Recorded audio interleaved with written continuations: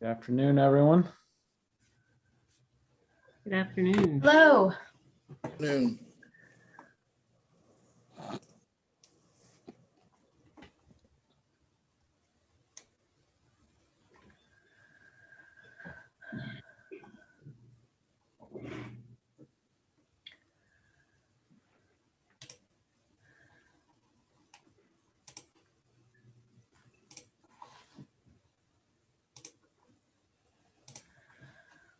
Just so that those folks that are watching us on the live stream know what meeting is getting ready to occur, I'm just going to pull up this title slide. And once we have everybody, Dr. Pexton, I'll turn it over to you to get us going.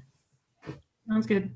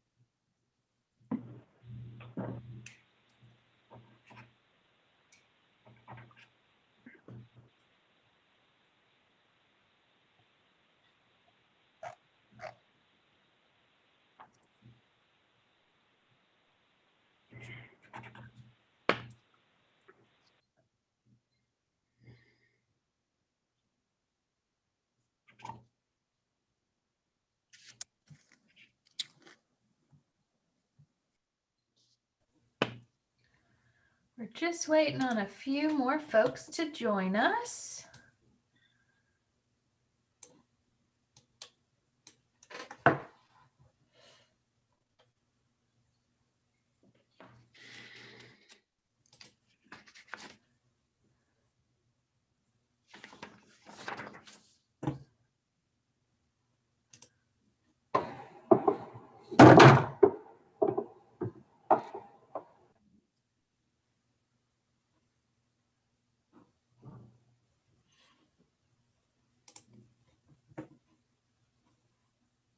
Dr. Pexton, Emily, my computer is doing really strange things. So if they persist, I may have to jump out and jump back in. So Okay. I'm going to try to navigate it without doing so. But if you see me leave, that's the reason why.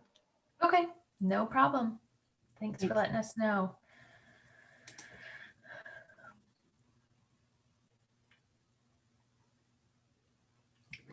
And it looks like we're just waiting on Mrs. Davis-Vaught and Dr. Duran to join us. I don't see either one of them hopped on yet, so we'll give them a couple of minutes before we get started.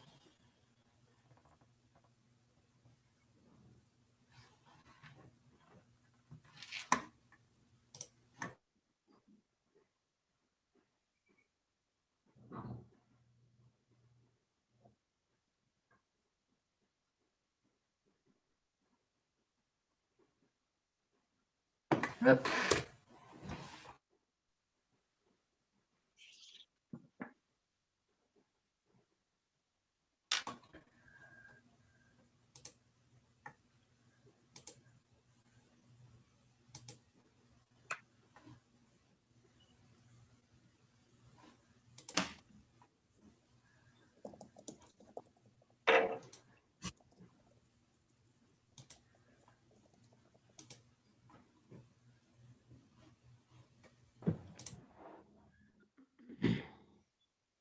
We do have Mrs. Davis-Vaught, so we're just waiting on Dr. Duran to join us. Up, Dr. Duran is there. Here. All righty. I will stop my screen share so that we can actually see everybody. And Dr. Pexton, I'll turn it over to you. Great. Thank you. Good afternoon, everybody. Happy St. Patrick's Day to everyone. I want to thank you for joining us for a meeting of the special committee to review the standards of accreditation. Before we dive into our meeting and agenda, as always, I want to thank both the committee members and the staff and the public for their continued engagement in this work. I would like to formally welcome two of our newest board members to their first special committee meeting. And so that's Dr. Roberson and Mr. Swan. Welcome. Looking forward to your insight and participation in today's discussion. I will digress for a second and talk a little bit about daylight savings time. I know it's wearing on me this week. And I learned a little nugget on the news. I think it was Monday. They said, to help overcome that 1 hour of sleep that we lost, they recommend going to bed every night 15 minutes earlier. I have failed at doing that 3 nights in a row. I don't even think I have a bedtime, and that's probably part of the problem. But if any of you feel like I feel right now, daylight savings time is starting to catch up with me. But I digress. So we'll jump into today's discussion and agenda. During today's committee meeting, we will continue moving forward with our committee work plan based off of our November 2020 discussion. So first up, we will receive a presentation from VDOE staff on technical changes and corrections to the 2017 SOA revisions.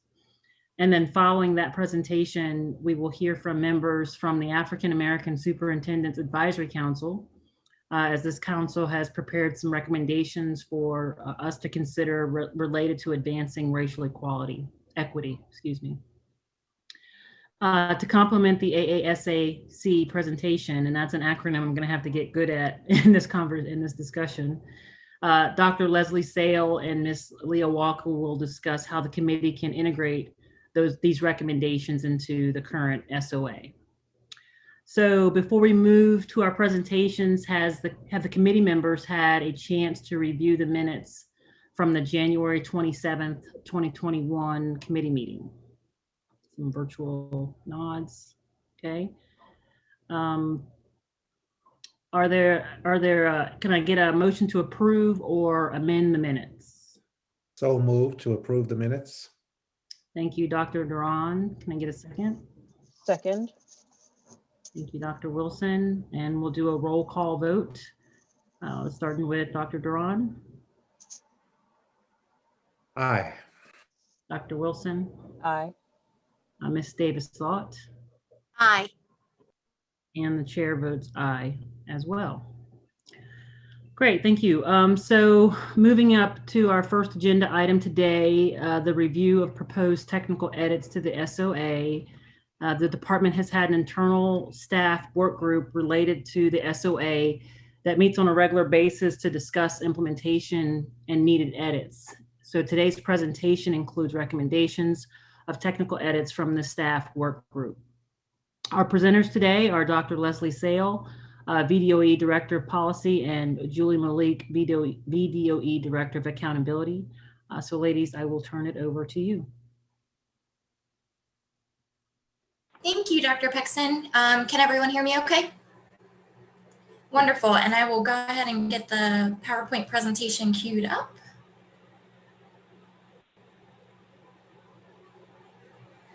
So it is a year later, and I am now just navigating, trying to work on 2 screens. So you may notice me looking over to the corner, but that is just me trying to be as tech savvy as possible, and certainly not an expression of interest or engagement in our conversations here today. So just wanted to offer a little preface if you see me looking over. For the new board members that are joining us this afternoon, just wanted to quickly introduce myself. I am Leslie Sale. I am Director of the Office of Policy with the Department of Education. As Dr. Pexton mentioned, I'm also joined today by Mr. Julie Malik, who is the Director of our Office of Accountability, who has been a colleague and a companion of mine on our SOA implementation work group, which is, as Dr. Pexton also mentioned, composed of a cross-section of agency staff. And we had originally come together in Convenes to help support the implementation of the revised standards of accreditation when it went into effect in the 2018-2019 school year. And from that work, the group has spent a good amount of time compiling and vetting a number of technical edits to our SOA, which we are bringing here before you today. I will share that these edits are those that we consider to be technical in nature, so we are not changing the intent or application of SOA provisions. So we do still anticipate as a group that we'll see more substantive edits to come from both our internal implementation work group side as well as the SOA special committee side. But we still felt like these edits are an important step in making the standards of accreditation a functional and accessible document for our schools and divisions and those folks who use the SOA the most. So wanted to make sure we are clear and concise in what we're offering in the standards of accreditation. So many of the items addressed in today's presentation have been flagged in our earlier discussions with the committee. And at the time when we brought these to you earlier, our suggestions were still kind of in a conceptual space, and we hadn't translated those yet to language. So now with language in hand, we wanted to provide you with an opportunity to review and react to how those changes look on paper. We hope that you all have had an opportunity to read through the edits, and you'll find that most are pretty self-explanatory. And with that in mind, Ms. Malik and I will only touch on a few of the highlighted edits in each section that we felt were of note. But as you see and we move through the presentation, each of our slides lists a short explanation for everything that we've done in each section to help jog your memory. So if there's anything that you would like additional clarification on or us to expand on, we can certainly, take questions or answer anything to expound upon what we have a little bit further. So after that substantive prelude there, we have organized our presentation into the parts that we've discussed and how we've structured our presentations to you before. And to ease us into the discussion, I will start us with parts 1 and 2 here, because there's actually very little to report at this time. I will say that I am highlighting this because we do expect changes to come in part 1. This is actually where our definition section is housed in the standards of accreditation. So while it would seem a little preemptive to go ahead and start changing our updated terms and concepts to reflect what we're doing in the body of the document, we know that there will probably be a package of changes to come and be forthcoming to this group here. So part 1 changes will still be en route to you here shortly. Just a quick review of the next part that you'll see in terms of, not substantive changes, technical changes. Part 3, which we know has a number of our meatier sections related to graduation requirements, assessments, grade promotion, remediation, and transfer students, I think understandably so, required a number of technical edits to make sure everything that we wanted to communicate was being done so clearly and effectively. And just a short recap there of what those part 3 incorporates in terms of sections. Again, we will have some more substantive edits coming for you in our future presentations and discussions, but today's presentation really focuses on those technical edits. In section 30, which is related to student achievement, our red bullet point is our edit of note here, and that is a clarification to one of our subsections as it relates to our end of course standards of learning assessments that students are required to take. And a little bit of context, and for those folks who have the document open, this is actually edit number 2, if you're looking at your table of contents and flipping down to the edit and the language itself. But to again, give a little bit of context, prior to the 2017 SOA revision, which again went into effect in the 2018-2019 school year, students who were enrolled in a class that had an end of course SOL test were required to take it. But under the revised SOA, students take SOL tests only if they are needed for verified credit or required to meet federal accountability. However, existing wording has resulted in some unintended consequences that require students to take an end of course test if they are enrolled in the class with an end of course test, but have not yet earned the verified credit. And the reason that becomes a little bit complicated and clunky for our students is that there are some students who are enrolled in courses in discipline areas that they have an end of course test associated with them, but they also will be taking a test for federal accountability in future courses. coursework. So a helpful example to think about kind of the situation we are looking to remedy here is a student who is enrolled in an earth science course before biology is asked to take the earth science test, even though they will later be asked to take the biology end of course test to meet federal accountability.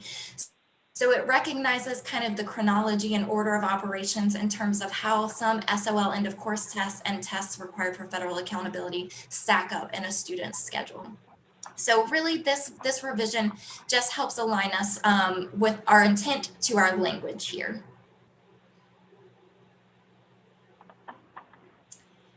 I will jump to our graduation section, beginning with subsection 50.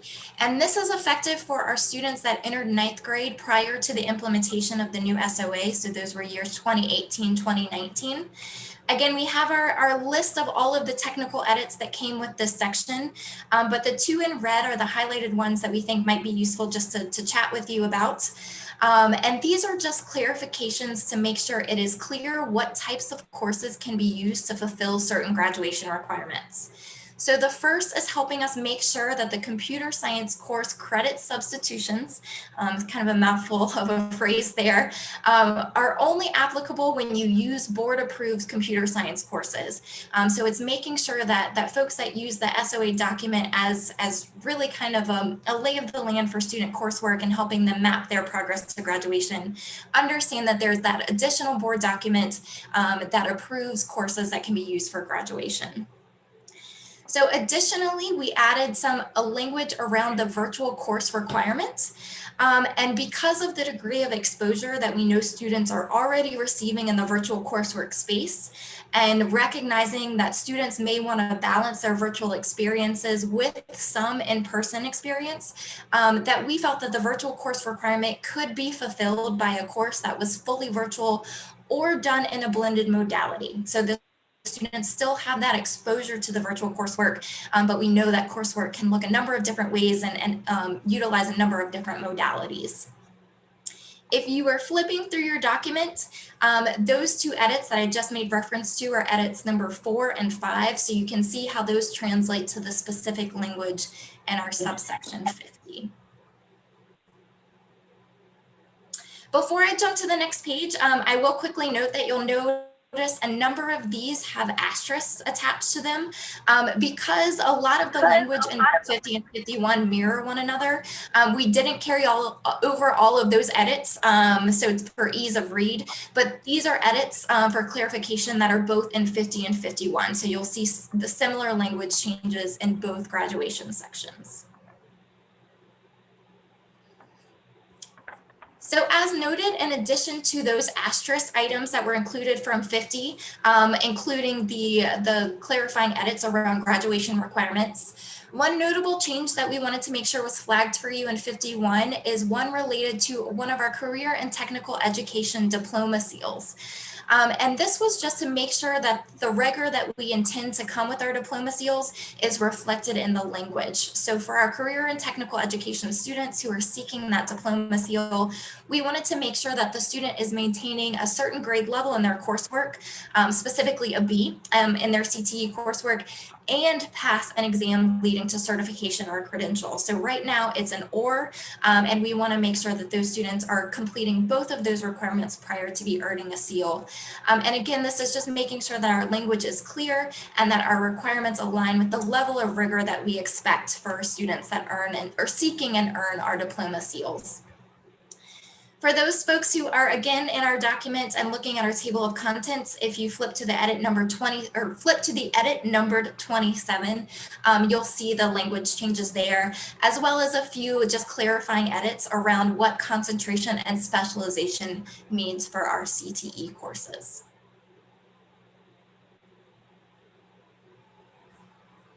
And then lastly, at least for the items that I will be reviewing with you today in our transfer student section, which is in subsection 60, one of the highlights that we wanted to make sure you are aware of today is that we clarified discipline area verified credit requirements for our late transfer students.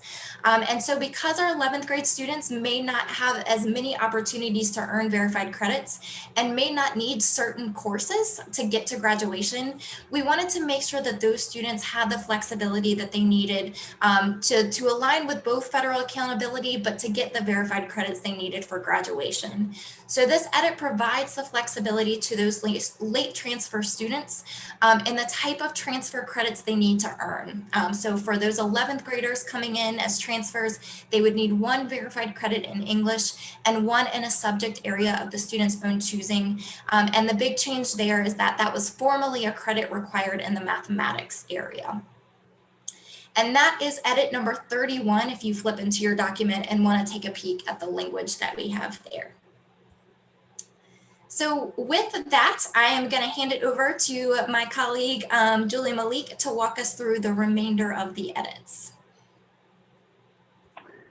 All right, thank you, Dr. Sale. I appreciate that great introduction. I'm going to continue this conversation with part 4, which focuses on the instructional program. There are quite a few subsections here to include elementary, middle, and secondary schools, summer school, CTE, standard school year and day, as well as library media and extracurricular activities. So there's quite a bit packed into part 4. So again, we're just going to expect that you had a chance to review some of these in your document, and we are just going to touch on a couple items that we wanted to expand on just a touch. Section 70 speaks to instruction generally, and that is just a quick review of some of those items. We didn't have any that we wanted to spend any particular amount of time on today. Unless you choose to bring something up, we'd be happy to speak of it. Next slide. Okay, in sections 80 and 90, they focus on elementary programs and middle school programs. The technical edit we wanted to bring forth to you today is the reordered section. Not only did we propose a technical edit in 80 and 90 to reorder some of the parts that were more general. We may have had a subsection A or B or C where there was more general statements across all schools and all disciplines within the school, and then it broke up into more specificity like K-3 schools or different disciplines. So we've just reordered for clarity so that the general items are at the top and then it reduces in specificity. I do want to say that this is a project that we are working on. We hope to reorder some other items to increase clarity and to make it flow a little bit better. So you may see some more of these edits as we move forward, such as moving perhaps some language about remediation programs to the instructional section rather than in part 3 where it currently lives. We feel that that might be more appropriate. Also, if we go to the next slide, another item that we might consider reordering is this section 110. 110 speaks of the requirements around the verified credits and what that means and what they look like. And we're considering moving this, not for your review today, we'll bring it at another time, perhaps before the graduation requirements. Again, just for flow. The verified credit seems to impact their graduation requirements more so than a lot of other areas. So that's another reordering that we're considering that we'll bring to you at a later date.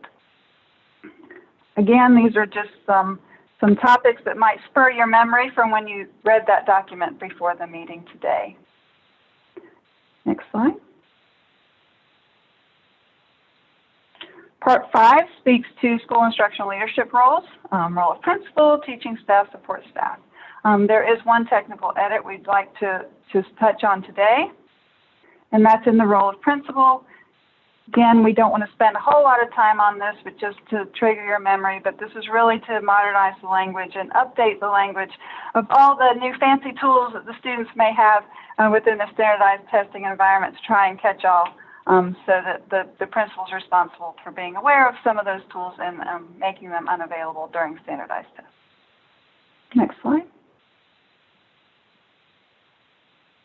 So on to parts 6 and 7. Part 6 and 7, we don't have any technical edits for you today, but we do anticipate through continued conversations with some of our guests today and some of the other offices that we will bring forth some more substantive changes for these two parts in the future. Part 8 is accreditation, and that walks the reader through the measures that we use for accreditation, the accreditation ratings, the indicators, and all of those wonderful accreditation topics we've discussed in the past. It also is really important to circle back around to the school improvement efforts and the supports and the technical support that VDOE provides schools at the conclusion of the accreditation cycle. So the technical edit that we would like to bring forth is about that cycle. Next slide, please. There are a couple of technical edits that we brought to you, but the one that we wanted to focus on today was language around the school improvement process. The Office of School Quality does a great job working with divisions who have been indicated through the accreditation program as a possible need of support and monitoring. And through their work, they've discovered that there's a slight language disconnect between what is in the SOA and what is typically the vernacular within the divisions. So the technical edit here is to streamline this conversation and really make sure everyone knows that we're talking about the multi-year school improvement plan when we talk about the monitoring processes and the vehicle for the Office of School Quality. It also brings forth the fact that all schools should have a multi-year school improvement plan. So just streamlining that language so that everyone understands that there aren't a multitude of different plans. Sometimes just your current multi-year school improvement plan is the vehicle which some of these assistants and the Office of School Quality will work with the school through that plan rather than it being something totally different. So there was interest in making that simpler so that everyone understood what plan we were talking about. So next slide. I think that's the last edit we were going to speak of today, Leslie. All right, and we are happy to take any questions that you have about the specific edits, or if you'd like us to revisit some of the ones that we didn't touch on, either Julie or I would be happy to speak to those further. Great, thank you very much for that presentation. So to their point, we'll open it up to the committee or any other board members or attendees that might have any questions or thoughts.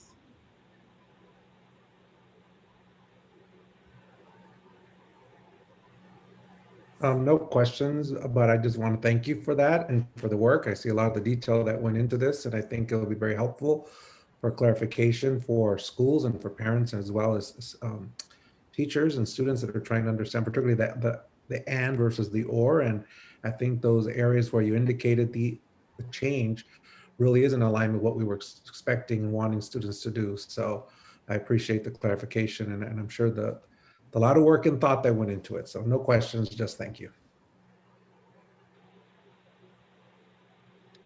Great, thanks. Just scanning, making sure I'm not seeing any other hands up. Of course, if you do have a comment, just come off mute. Okay, great. Well, I echo Dr. Duran's sentiment. Thank you again for the presentation. We will move on to the next part of our agenda, and that's going to be a hearing from the African American Superintendent's Advisory Council, which we are delighted and looking very much forward to doing. The purpose of the AASAC is to advise, inform, and provide professional insight on policy development and accountability for public education in Virginia. And the council was formed to provide advice and recommendations to Dr. Lane and the VDOE leadership team, and may be called upon to inform the board on policy matters. Given the special committee's focus on equity and accountability, the work and recommendations of the AASAC is complementary to our work. The AASAC members joining us today are Mr. Rashard Wright, who is the Chief of Staff in Newport News Public Schools, right down the street from me in Hampton. Mr. Miles Hunt, a Student School Board Representative in Portsmouth City Public Schools, not too much farther down the street.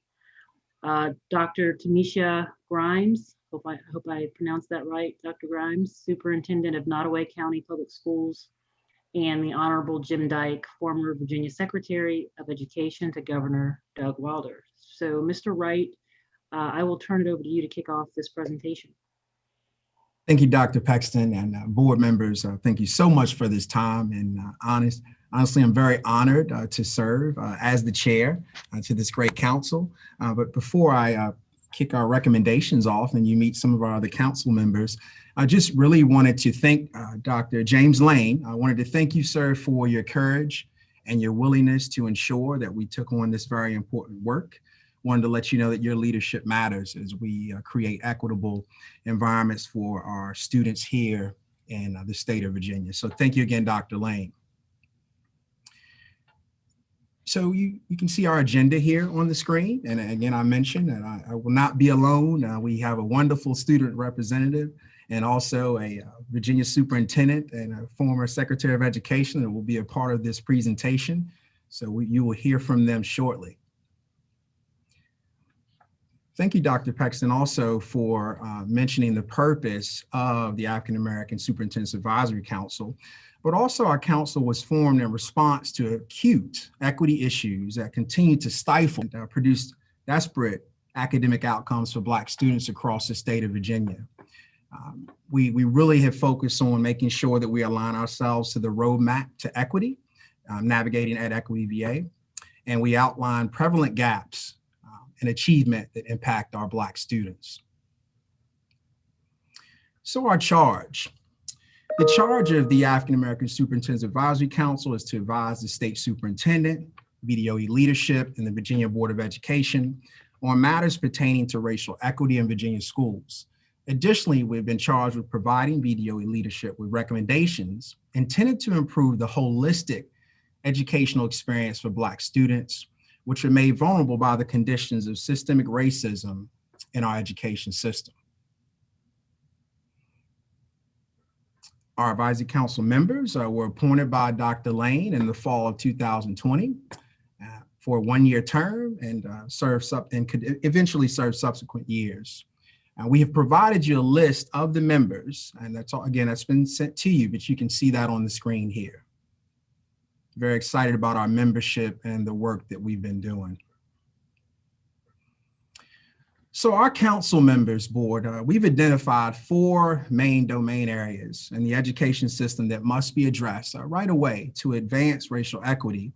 And those are achievement gaps, teacher diversity, opportunity gaps, and professional development in the areas of equity and culturally responsive inclusive practices.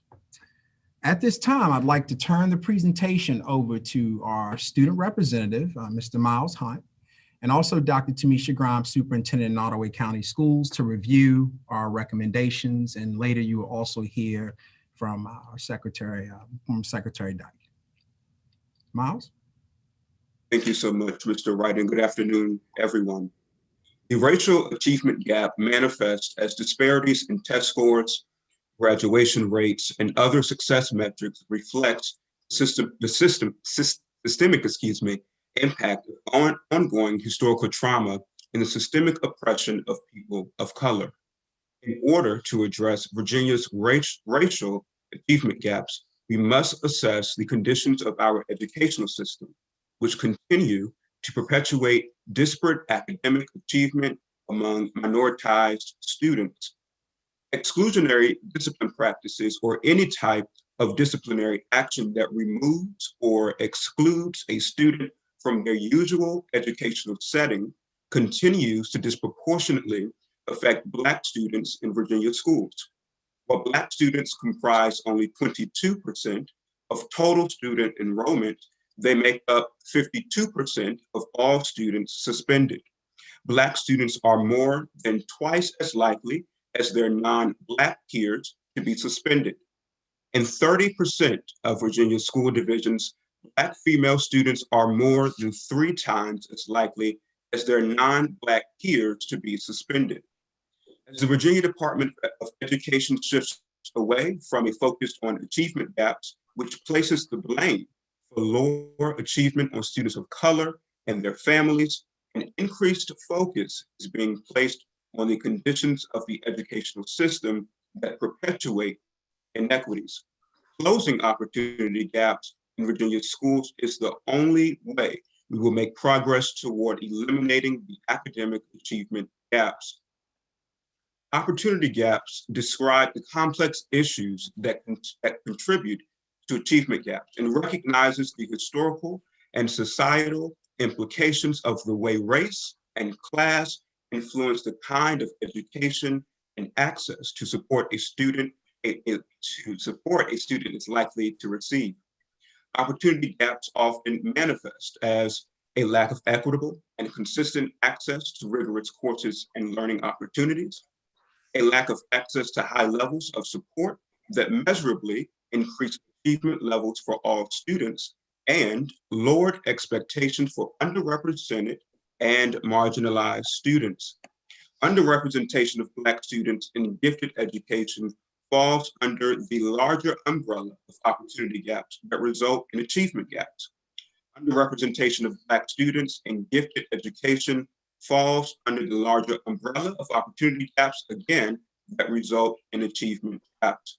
While white students make up 48% of total school enrollment, 58% were identified as gifted and 53% were referred for services, compared to Black students comprising of 22% of total student enrollment, only accounting for 12% of students identified as gifted and 13% being referred to services.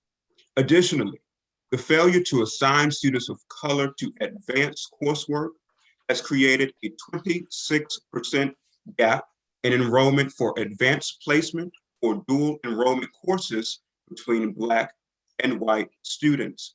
Not only are Black students less likely to be identified as gifted, but they are also more likely to be identified as requiring special education services by teachers.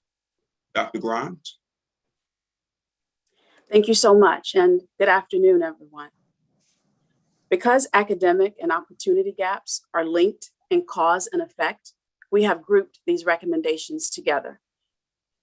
Revise instructional and graduation requirements to ensure that course progressions provide equal emphasis on career and workforce readiness.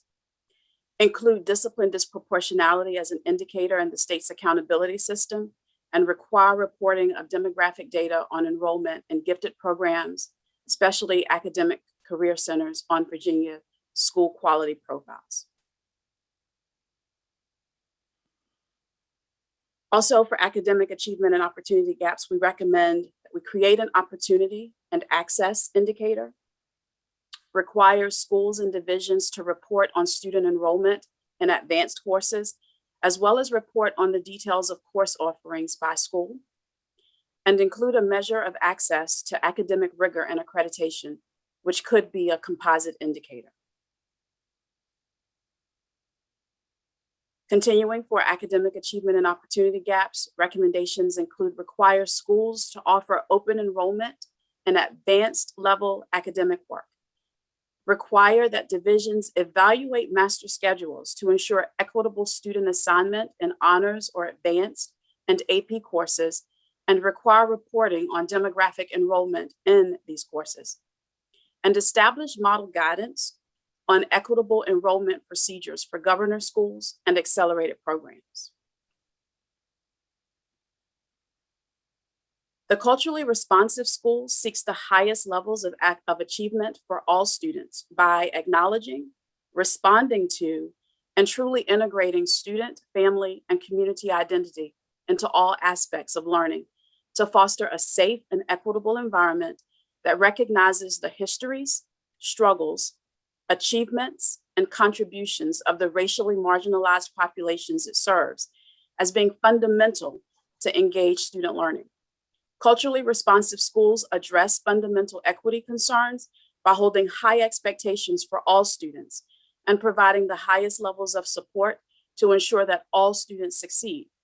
Success in a culturally responsive school is defined by preparation for college and career readiness in an environment that is supportive, that is asset conscious, and that fosters positive cultural identity.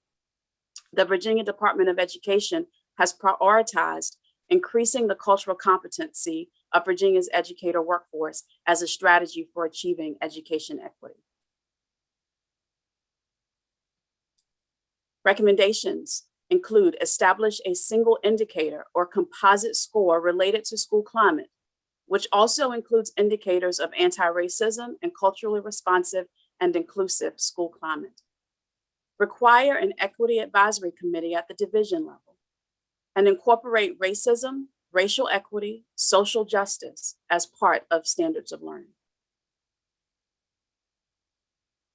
Establish a single indicator or composite score related to school climate, which also includes indicators of anti-racism and culturally responsive and inclusive school climate.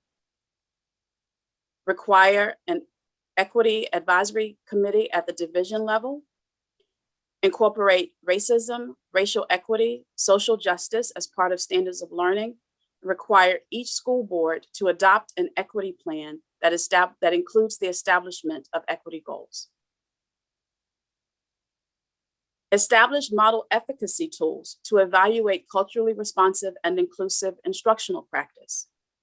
Establish model culturally responsive and inclusive audit for all approved instructional materials, curriculum, and textbooks. Require educator preparation programs to include programs of study and experiences that prepare teachers to be culturally responsive by revising regulations governing the review and approval of education programs in Virginia as noted in Code Section 20-543-10 to include guidance on diversity, equity, cultural responsiveness and competence, anti-racism, and diverse field placements. Have a requirement for a culturally responsive and inclusive practices coordinator at every division. Require equitable distribution of teachers to disrupt the disparity of the most experienced teachers being assigned to the lowest poverty schools. Reconfigure division boundaries and zoning to promote better integration and to advance equitable access for all students by amplifying best practices, issuing model guidance, and advocating for inclusive school division boundaries.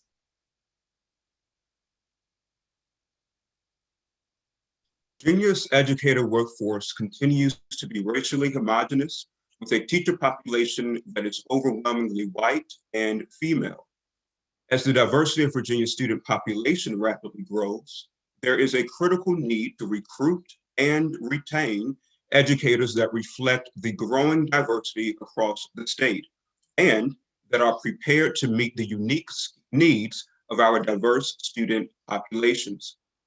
Research and Virginia Department of Education staff analysis indicate that a racially representative mix of teachers and administrators have a positive effect on educational outcomes for historically marginalized students.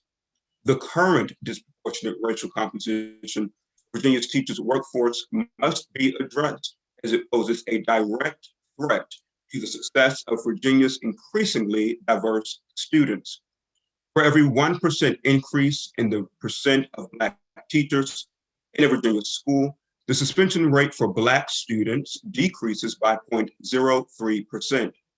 Black students who are exposed to one Black teacher by third grade are 13% more likely to enroll in college. And those who have had two Black teachers are 32% more likely to enroll in college. So our recommendations for teacher diversity include require reporting on student to teacher racial ratios in the form of a single indicator or composite score related to teacher-student demographics. This should be reported on school quality profiles as a teacher diversity index. Establish model guidance for mentoring and coaching program for the retention of teachers of color. Modify licensure regulations to permit alternative pathways other than the praxis, such as through micro-credentials to meet licensure requirements. At this time, we would like to turn the presentation over to Mr. Dyke for final remarks. Thank you very much. And let me just say, I really appreciate having the opportunity to serve with this council. And thank you, Dr. Lane, for giving me that opportunity. And I would be remiss if I didn't commend the speakers ahead of me for a great job, especially our student representative. Let's give him a real shout out. Great job, Miles. Very proud of you. Go ahead, you can clap. I realize it's virtual, but you can still interrupt with applause and claps when you feel like it. For me, it's really a personal privilege to come back and appear before the State Board of Education. As many of you know, I served for 5 years on the state board, and I still remember the secret handshake, and it's always great to come back to be in front of you. It's also good to see my colleague, former Secretary Holton, and we have a separate secret handshake for former secretaries, so it's good to see you, Ann. I just have a few brief remarks I want to make here at the end, and to put it in context, let me repeat something that I heard a while ago that I thought kind of captures this whole discussion about equity. And that is that equality is everyone having shoes. Equity is everyone having shoes that fit. Today, there's no bigger issue facing the Commonwealth than addressing the profound inequity in our educational system. Virginia was founded over 400 years ago on the principle of inequity. Over 60 years ago, Virginia chose to participate in massive resistance and closed its schools rather than provide equity in education. This is an indecent amount of time for our children to wait to fully receive what they are entitled to. For me, while serving as the first Black Virginia Secretary of Education, one of my fondest memories was being the commencement speaker to an integrated class at Prince Edward County High School, which was, as you all recall, the ground zero of massive resistance. That experience showed me that progress has been made, but much more progress is needed to fulfill the dream. The Board of Education is uniquely positioned to lead. You are charged with advocating for every student to be provided a quality education. I appreciate the fact that you have begun to step up on that mandate by calling for increased funding and full funding of the standards of quality to provide that educational opportunity for each one of our students.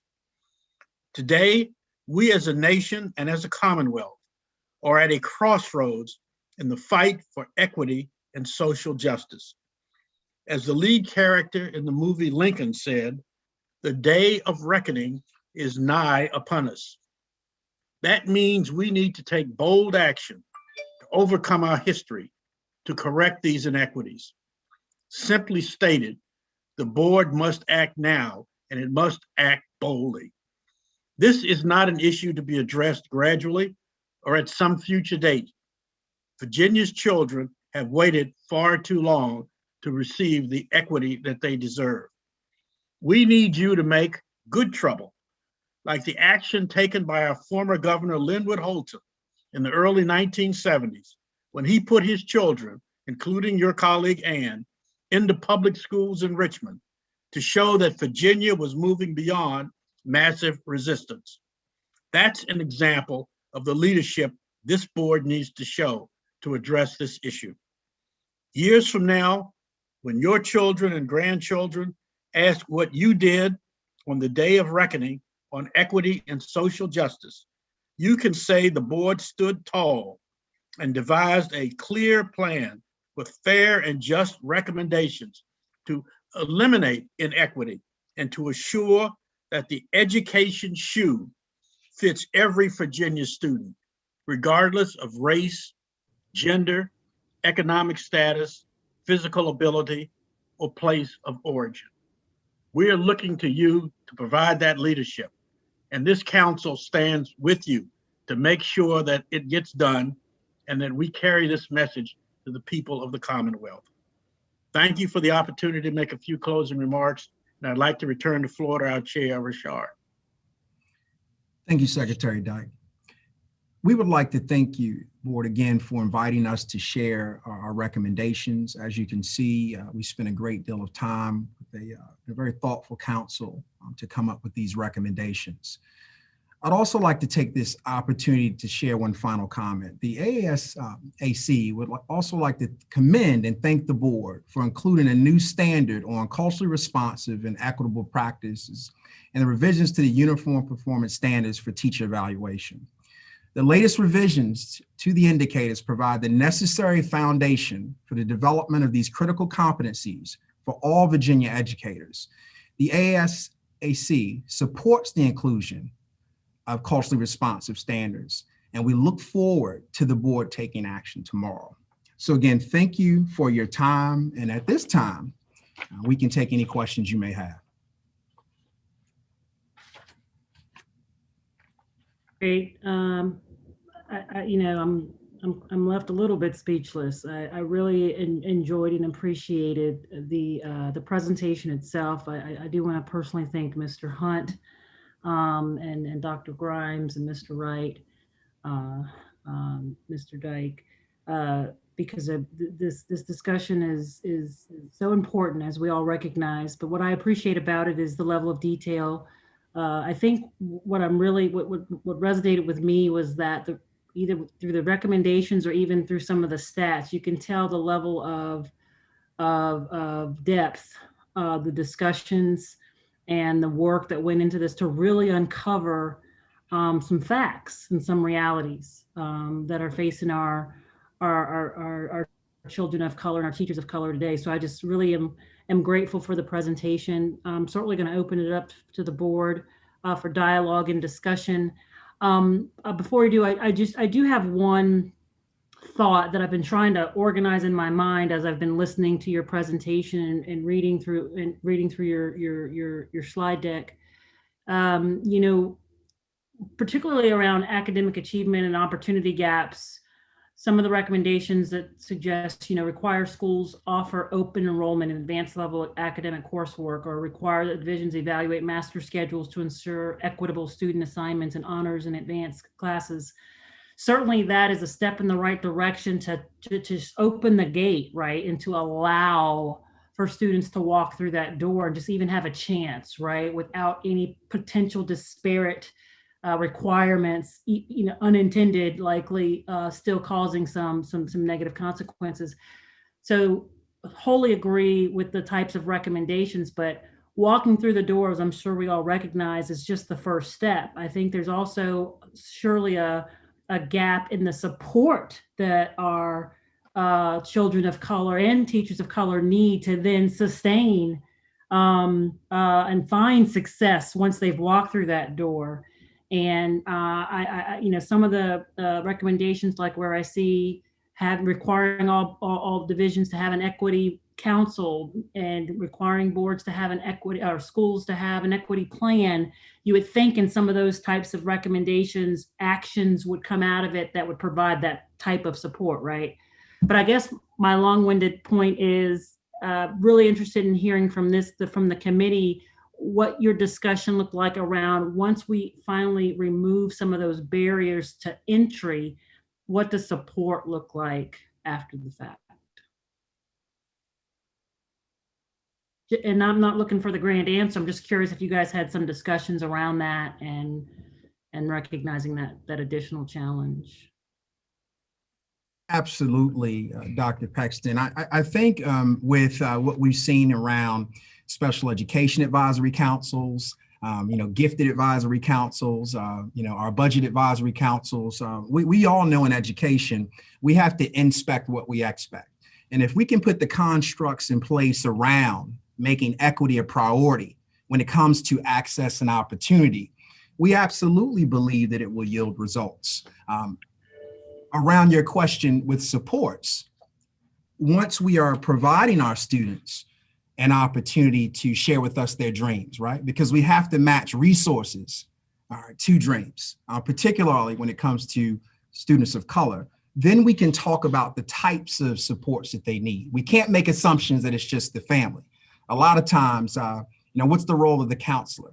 And have we been able to go beyond the assumption that you may be, you may be a discipline problem? So there are a number of dynamics that we discuss, but really it's access and opportunity, and to elevate the conversation as we've done with our VA equity plan and our equity 5 C's, and just the fact that we're here making these recommendations.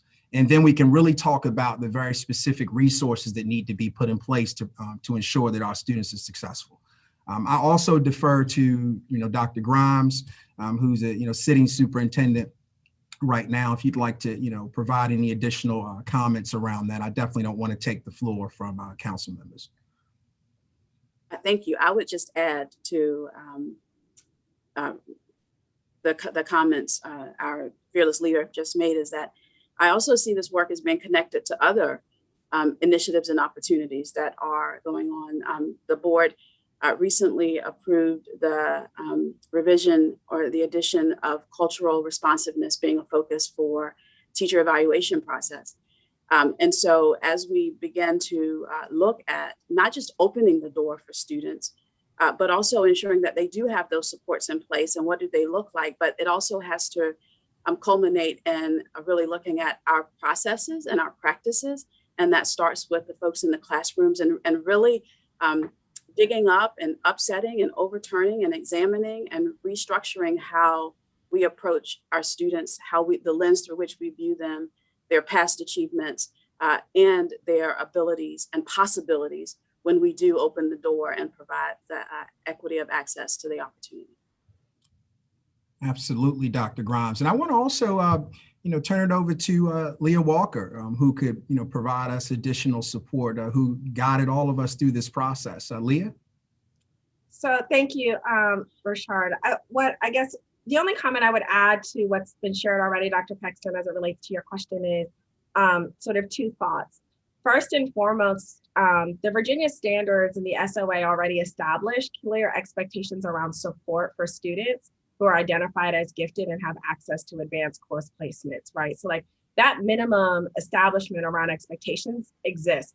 One of the problems that we're seeing is that the gatekeepers and the gates and the artificial sort of policies that are put in place that limit access for many, many students, particularly those who have been traditionally marginalized in public schools. So I'd start there. And then secondly, I think as staff, when we think about how this gets operationalized and institutionalized from our work and our lens at the department level, we think about these things as layering on top of the other work we're already doing. So the board will vote tomorrow on new uniform professional standards, which includes a cultural competency and equity standard, which embeds within that the expectation around meeting the support, providing the supports and meeting the needs of all students.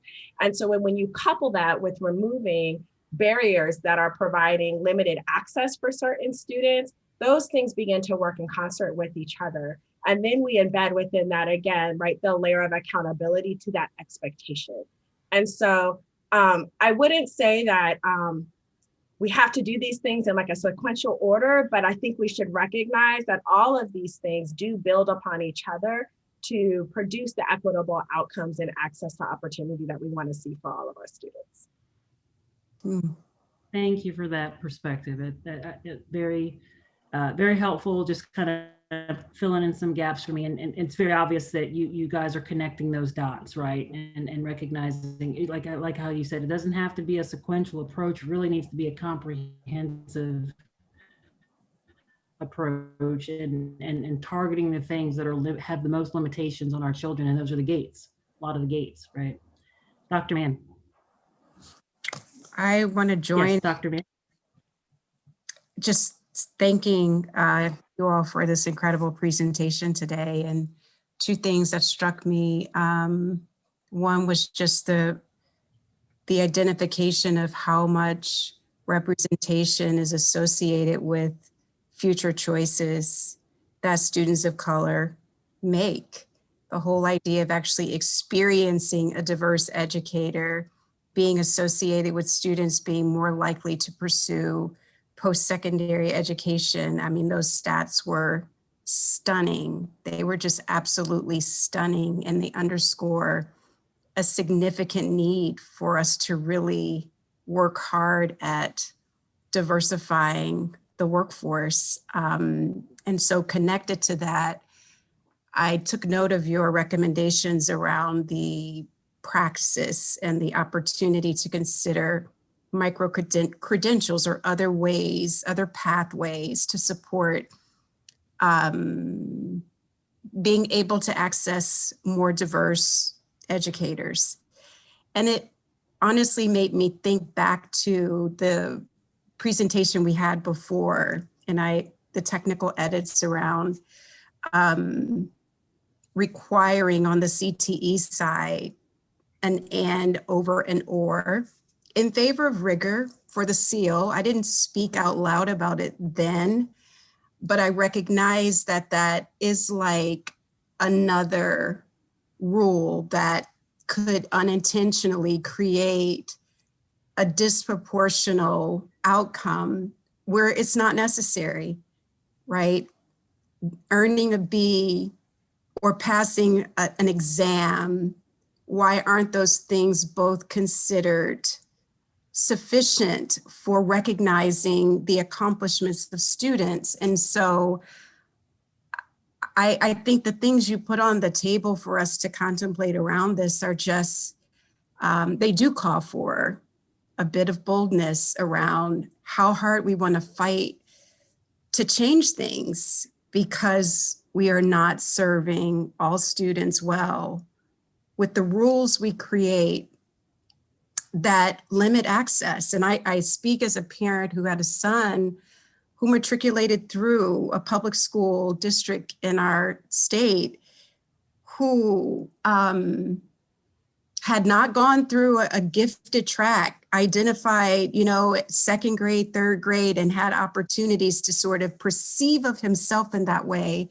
And yet when he got to high school, because it was open access to IB courses and his own motivation around his desire to want to pursue that path, he didn't have to worry about, do I need to score a certain way? I think the things that you are inviting us to contemplate, we have to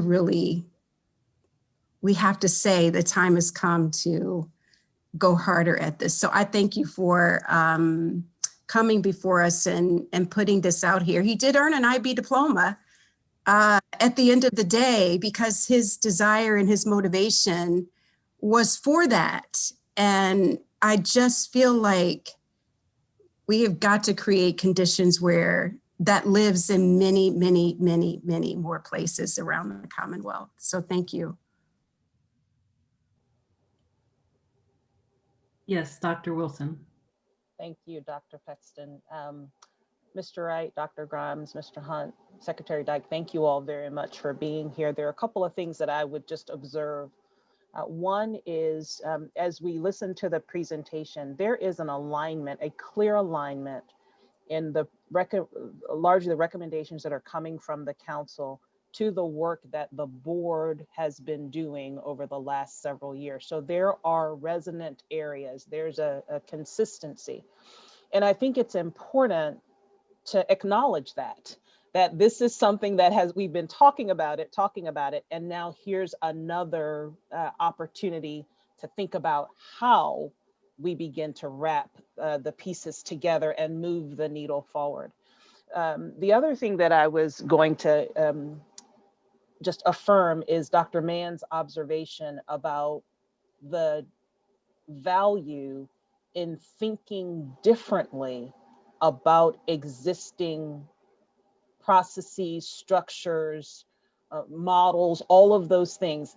Yes, there may be opportunity to really introduce something brand new, but even thinking about the structures that are already in place and thinking about the or as opposed to the and is, I think, opportunities that we as a board need to continue to take. And I appreciate Dr. Lane and the department staff, particularly for unpacking those things in ways that provides us something more to think about. And certainly Leah's work around equity VA and all of that effort, we are seeing the impact of that here in the recommendations. So thank you all very much. And I have had the opportunity to sit with the group as it's done its work. And so I appreciate the comment about the level of detail that has gone into it. I observed that firsthand, for certain.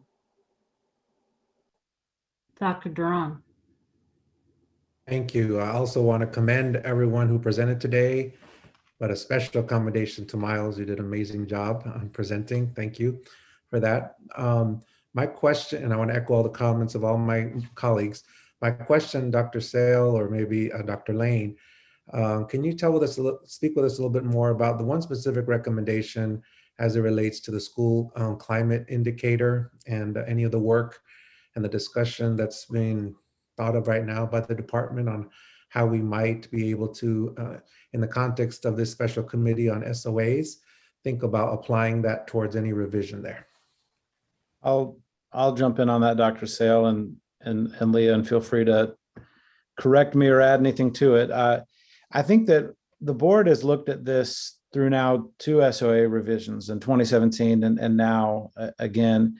And in 2017, ultimately the decision was made that we didn't really have a great tool for that. Since that time, there's been a lot of work between DCJS and the Department of Ed to consolidate the school climate survey, which I think going into this SOA revision was our initial thinking around how you might create an indicator around that. I will say the African American Superintendent's Advisory Council has really given us a different way to think about that with some of the indexing and other ways to look at that. And so they just finalized their recommendations last week. So we maybe have a few days of lead on this, and certainly we helped them formulate some of those thoughts. But I think we need to spend some time as a department and think about how indexing some of that will look and what types of indicators are actually in the survey before I can make a formal recommendation. So I see this as a starting point, not necessarily an ending point for your deliberation. And I would just add that we have done some pre-work on this, and that we did add to the next school climate survey new questions that do get at assessing racial climate and racial sort of sense of belonging and inclusion in schools from the student perspective. Those were new additions that were added sort of last year sometime. So for the next administration of the survey, those questions will be included. And so again, as Dr. Lane stated, I think we need more time to think about what an index potentially would look like, but we have done some of the pre-leg work and at least adding those questions that kind of get at some of that to prepare for more detailed conversations such as this. Thank you, Leah and Dr. Lane. And Dr. Paxton, you always ask, what are some things that our committee should put forth as next steps or things we'd like to dig deep. And I hope that we can add this to that conversation as we move forward in terms of recommendations. I think that the shared today with our school climate indicator is one that we should really look deeply at as a special committee. I think the value, the need of how it was presented, and the impact that we could have as a result of it being a part of would be very helpful. Thank you, Dr. Duran. Dr. Paxton? Yeah, yes, Ms. Davis-Vaught, and just real quick, I know that I've not been keeping up with the raised hand feature, I've been told. So for those of you who have your hands raised, I will get to you. But Ms. Davis-Vaught, you're up next. Yes. That's okay. Well, I would like to echo the sentiments of my colleagues on the board and Mr. Wright, members of the team who came to present today. I'd like to just say one more time, I would commend you for your work. I commend you for your passion, and thank you very much for speaking with us today. And I would also like to do a shout out to Leah too, because she and all of her teammates have been doing such a fantastic job that they are receiving national attention. And Leah will be presenting next week on the NASB Legislative Conference coming up. I forget the name of the subgroup, but Leah, thank you very much for everything that you're doing and agreeing to do that. So something that was mentioned that just caught my ear, and I would like to, I'm curious, and I don't know if this is to Dr. Lane or Dr. Sale or to the council, but I'm wondering, you made a recommendation about ideas surrounding redoing zoning. the rezoning in districts. So I'd like to hear a little bit more about that and your thoughts, where you would like to go with that. I'll take that on. So during our time together, that particular subgroup really just acknowledged some of the, potentially intended or unintended disparities that come out of zoning. While we know a number of school divisions across Virginia, have neighborhood schools, but you also have opportunities for magnets, and to be provided an opportunity to attend a school maybe on the other side of town. But there's still challenges, and this could go back to research around redlining. Would that still be something that's relevant in some of our school divisions here in Virginia? So again, it's to elevate the conversation, and again, local school boards would have to follow up based on guidelines we would recommend and provide them. But zoning did come up in our work. Yeah, and if I could just chime in here, putting on another hat, McGuire Woods, of which I'm a part, put out a report. You probably saw something in the press a few weeks ago in Richmond Times-Dispatch looking at the issue of zoning and segregation in Virginia. And just like Virginia had massive resistance that denied equal educational opportunity, initially a lot of our Virginia localities and the state affirmatively had segregated housing, the redlining, the whole 9 yards. And once that was declared unconstitutional, they moved to use zoning as a way of separating people out and not allowing full integration of housing. And you can't talk about neighborhood schools without talking about integrated neighborhoods. And that's an issue that's broader than the Board of Education, quite honestly. And we've taken it to the General Assembly and to the business community. And we're going to be working awfully hard at that level to begin to address it. But there clearly is a educational component to having segregated zoning. In fact, I think VCU, there was a study that came out of VCU a few months ago and a few other places that looked at the direct tie between housing segregation and the quality of educational opportunity that was presented. So that's a big issue, but the voice of the Board of Education saying this is important, General Assembly, governor, business community, you have to address this, would be very, very helpful. So I'm glad you raised that point. Thank you, gentlemen. Thank you, Ms. Vaught. And just for awareness, I'm gonna go to Dr. Roberson, then Ms. Holton, and then I believe Dan, I'm not quite sure if you had a question or thought, but we'll start with Ms. Holton. I'm sorry, Dr. Roberson.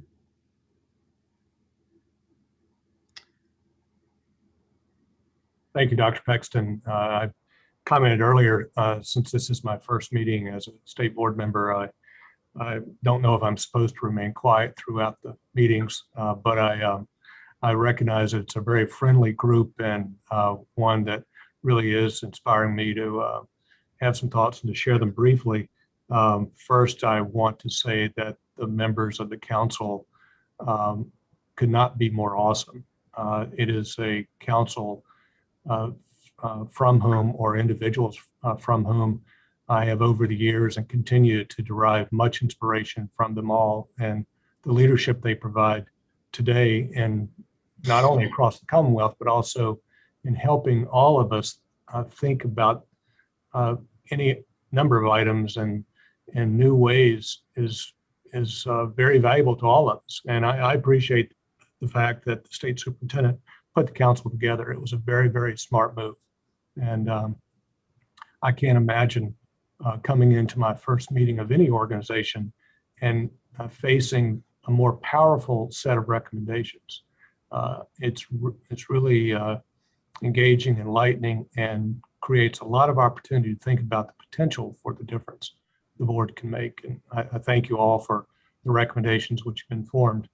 My one observation about one of the recommendations is probably too detailed, too technical, but it pertains to the evaluation of the master schedules. And it also, I think, builds off of what Dr. Mann gave as a personal example. There may have been a conscious reason to ensure equitable student assignment in honors/advanced and AP courses as the language. I would suggest that IB courses should probably be highlighted or stipulated in that same sense, so that you are covering the waterfront of those higher end opportunities. I don't know though if the council had a reason for not incorporating IB. Perhaps it was assumed that it was an honors or advanced course, but I would suggest that it be highlighted, or maybe that's something that the board can take on when it comes to the board, and it can be revised there.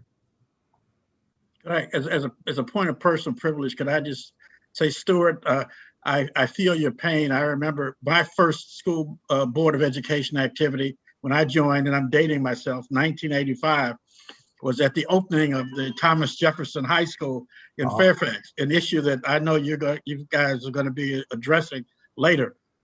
So I learned right from the beginning that you've got to speak up right from the at the beginning. So I'm sure you'll follow through on that, knowing of your great history in education.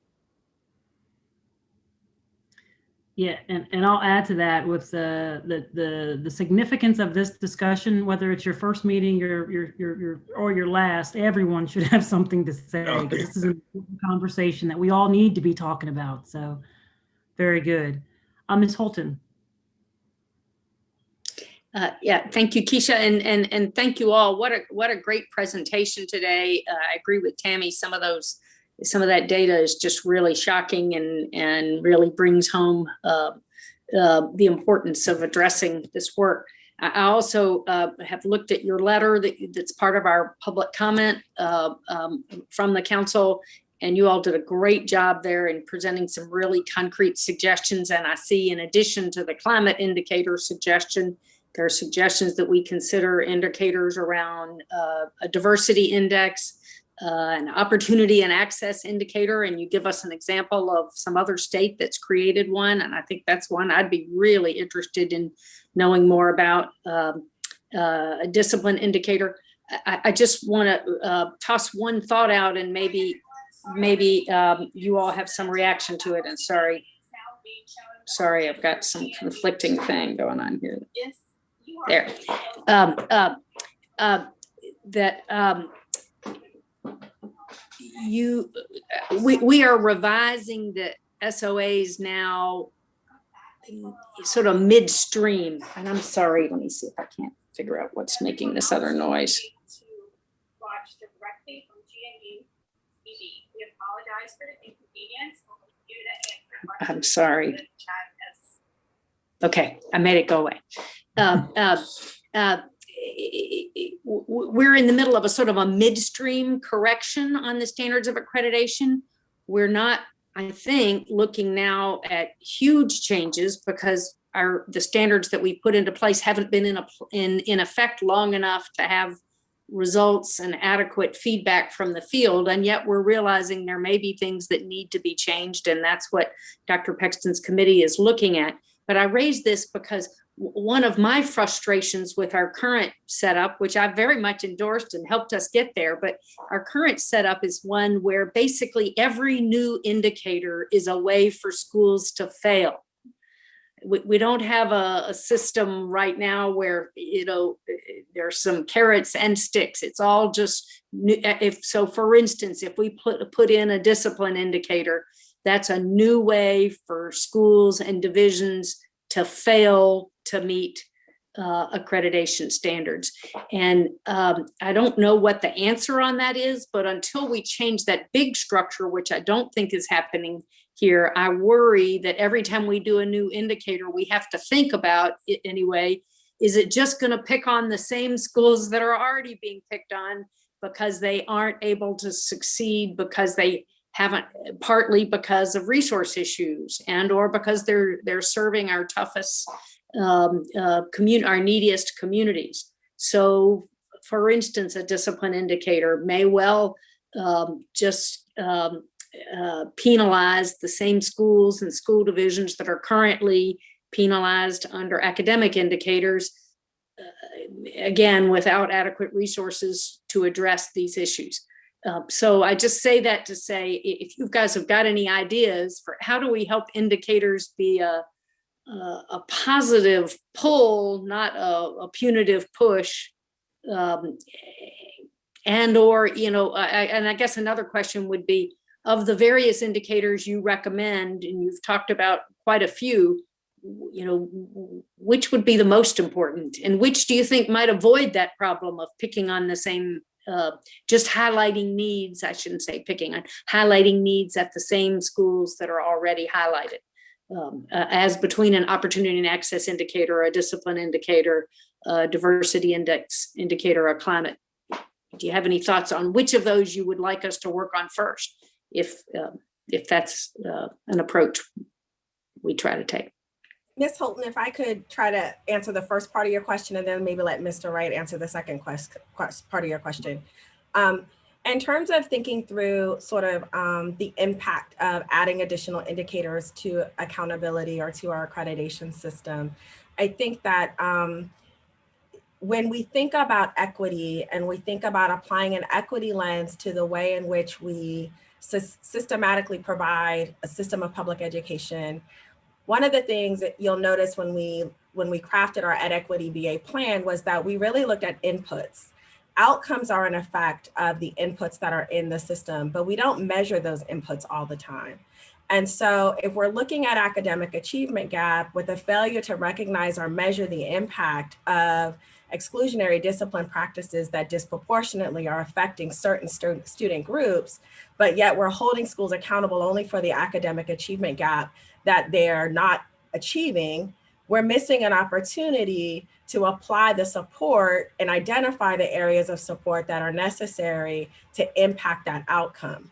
The other part of it is that when we look at our data and we see that there are only 5 school divisions in the state of Virginia that do not have a significant amount of disproportionality as it relates to school discipline disposition for Black students, this is a statewide issue. And it's data that we've been measuring for many, many, many, many years and not seeing any movement in the right direction on the disparate impact in particular that it's having on Black students. And so, I'll let Rashard speak more to what is the priority of ASAC. I think probably they're all priorities, but of course, we might not be able to do everything at one time. But what I would say is that I really do think that if we want to think about our work and the purpose of accountability and apply that equity lens, then we have to start holding to account and measuring and monitoring things other than outputs and really start looking at inputs as well. And before Mr. Wright goes, he and I chatted and I told him I'd jump in first and he was fine with it. I also think that there are ways that you can structure accountability without impacting big A accreditation. So, as an example, you could create an indicator, and like with school improvement, anything that's level 3 has to have a corrective action plan, but not every time that you get a level 3 does it mean you're not accredited, right? And so I think that there are ways to hold schools accountable for that without it necessarily meaning the school won't, or will face this very public shaming of accreditation. So that's just a thought to think through. Mr. Wright, priorities? Yeah, sure. So I'll just say, Secretary Holton, we believe these 4 areas, if we can make that a focus, will truly support all of our current state success indicators. So when we think about climate, when we think about discipline and the academic performance of our students here in Virginia, regardless of rural, urban, and suburban, for instance, achievement gaps persist because of the lack of opportunity, right? So that's why we're focusing on opportunity gaps. If we continue to diversify our teacher force, because we know that I think less than 20% of our teachers are minority in the state of Virginia, our minority students and our minoritized students are definitely in a place where they can see themselves in the teaching setting, in the learning setting. And ultimately, we know that culturally relevant practices and being culturally competent as an educator will allow students to feel that connection and allow students to know that they are in a place where they can be successful also. Making that commitment and having the board whether, again, it's just the beginning, commit to this work and not just hold school divisions accountable, but again, elevate that conversation. We should see all of our existing success criteria, we should see all of them increase. So it's not just about, do we need to change how we look at climate? Absolutely, we need to change how we look at discipline. But we believe that these 4 areas will put us in the best position to work on being a lot more successful for all of our students in the state of Virginia. Yeah, I agree. And I just want to add that I think when we're looking at the indicators, discipline is a big issue that's going to prohibit students from having opportunities or even achieving. So the data speaks for itself. 22% of total student enrollment, that includes our Black students, but they make up 52% of all students suspended. So we really should look at discipline. But again, as Mr. Wright said, I feel like they are all intertwined and they are all very important. That's why we presented it today. Miles, somebody's going to offer you a job as an administrator, as an educator, before you even head off to college, young man. Appreciate your voice so much. And Ann and I'll talk to him about which of our fine public institutions in Virginia you can go to the next step. We'll all fight for you, fight over you.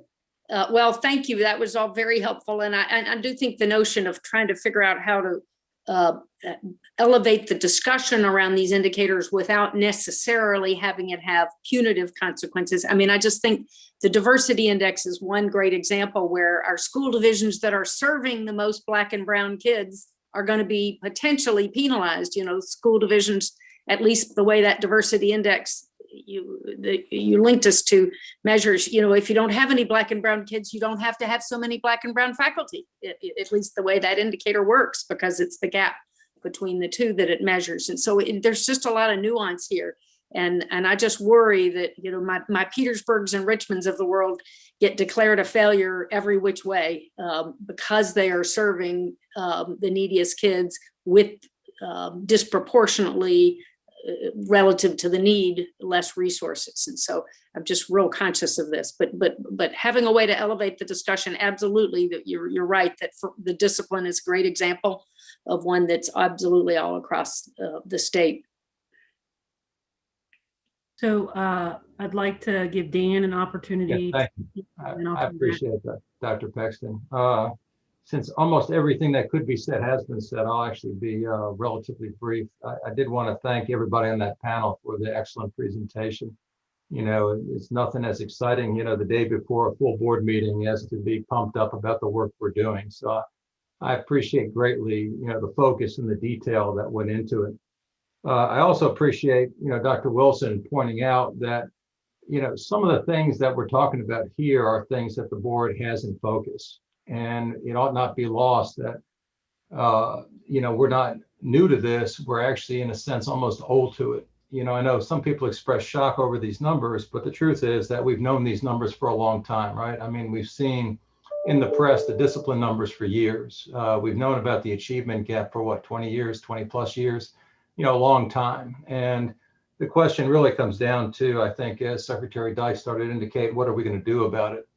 A couple of years ago, and I will get around to a very specific question for the committee.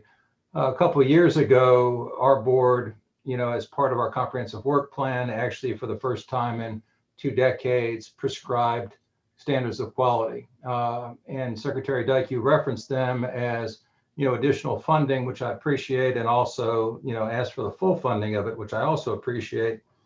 But something that gets lost there sometimes is the change in policy that's evidenced by the board's prescribed SOQs compared to the current legislature passed SOQs. And specifically, a couple areas that have been very, near and dear to my heart, in particular, the one you referenced in your letter to us, the equitable distribution of teachers, is a policy change that's really embodied in the standards of quality prescribed by the board, but has absolutely, gained no traction in the legislature.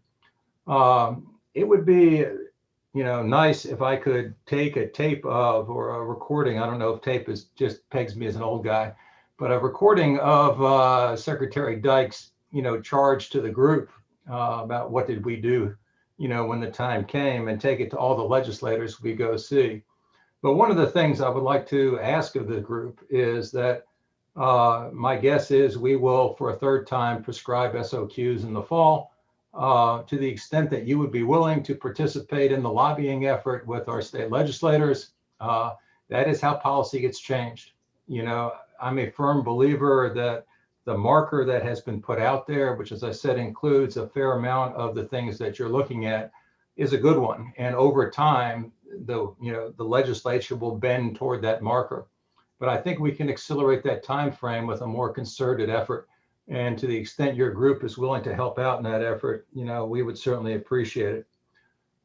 Second, and a specific request of your group, you referenced 2 recommendations for SOQ changes. It's my belief that most of the policy that the board gets to do really is reflected in those SOQs. And I guess between the SOAs and the SOQs, a lot of the policy that we can impact is accomplished. To the extent that you believe there are other things we can do through the SOQs, or frankly, changes to the prescribed SOQs that you think ought to be made to make them more equitable in application, I would appreciate that kind of review. As I said, I believe item 2 on your recommendations is included. I certainly think we will consider seriously the first request for culturally responsive and inclusive practices coordinators in each division. But there's got to be something else here that we can look at and put in this document, which, as all of you know, controls the funding and therefore the policy of the Commonwealth with regard to this.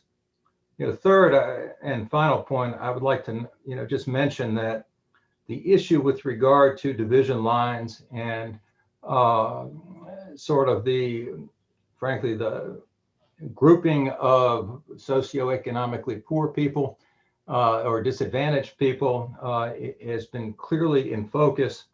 We are struggling. I am struggling, honestly, because this is an area that I would like to see us do more work on. We have done work to demonstrate, for example, that schools with a higher preponderance or proportion of lower socioeconomic status children have got a higher percentage, significantly higher, about twice the percentage of either first-year teachers or teachers teaching outside their endorsed area, which goes to one of the points I think you make.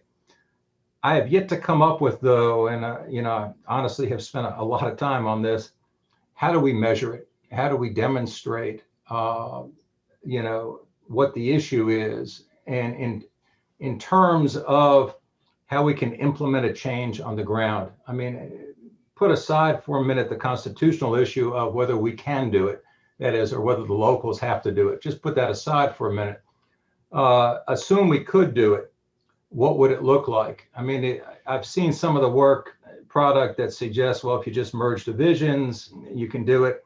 But then you get into the reality of you've got to bus elementary kids, an hour and a half in order to achieve the racial balance that you're looking to achieve. Not realistic necessarily, on the ground as it is in the academic paper.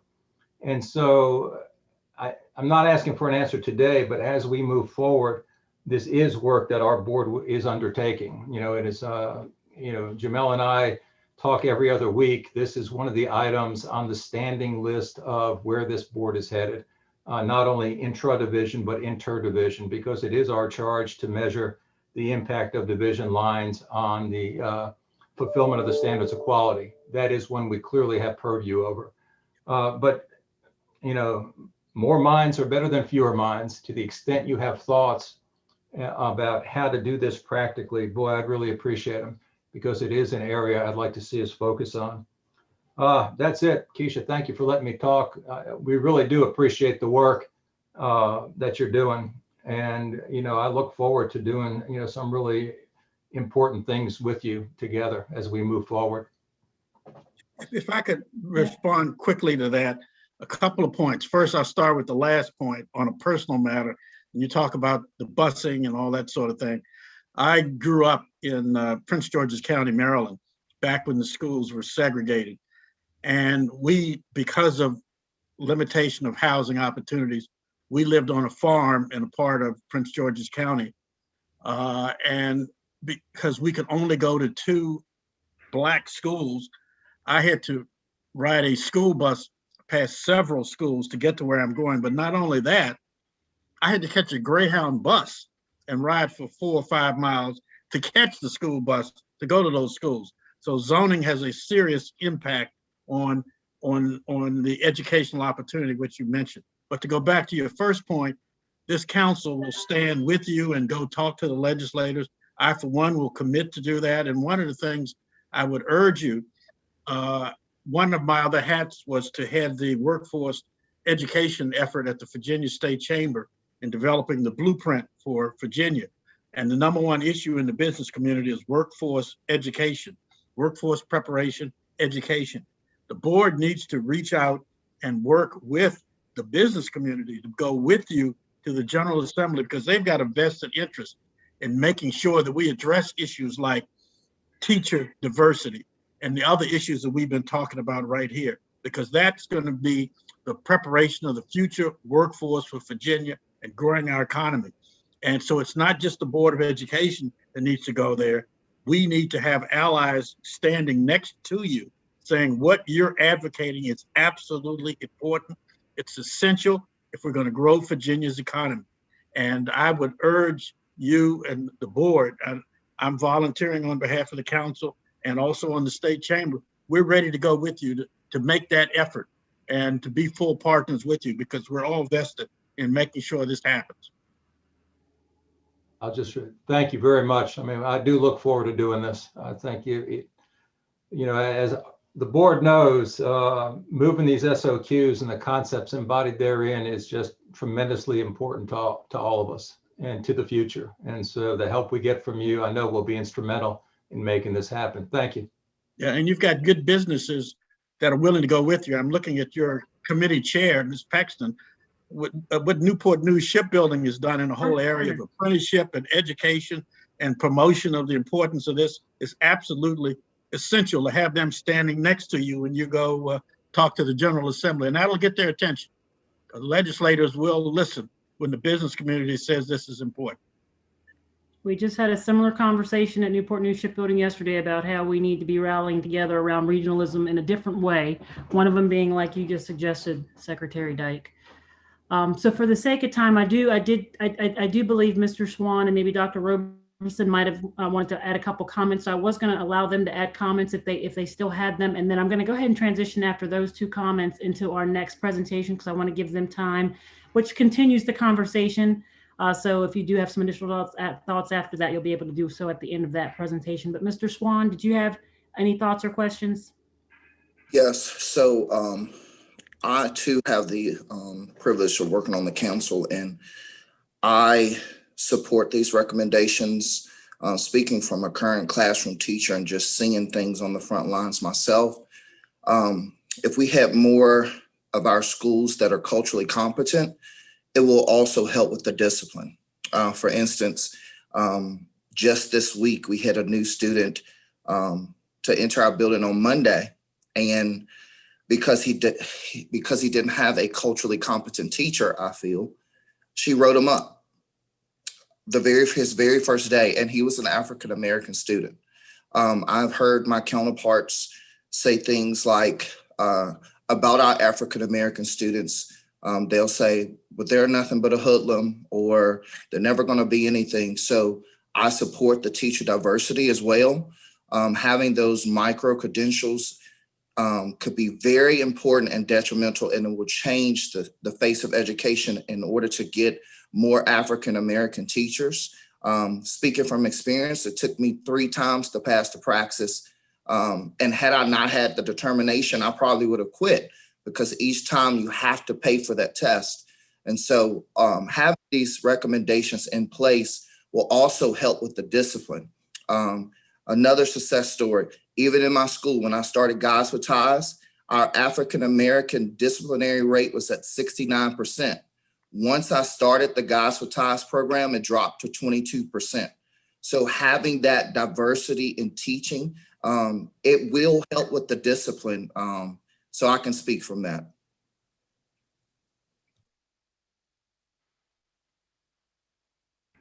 Great. Thank you for sharing your thoughts, Mr. Swan. Dr. Roberson, do you have any final comments, question? Well, again, perhaps because of my rookie status, I was inartful in asking my question. I was actually asking the question toward the end of my comments previously, and that was, does the council have any issue or concern about incorporating IB with AP courses for this master schedule review? Was there any conversation about that? Is there any concern if the board was to revise your recommendation to add IB to that?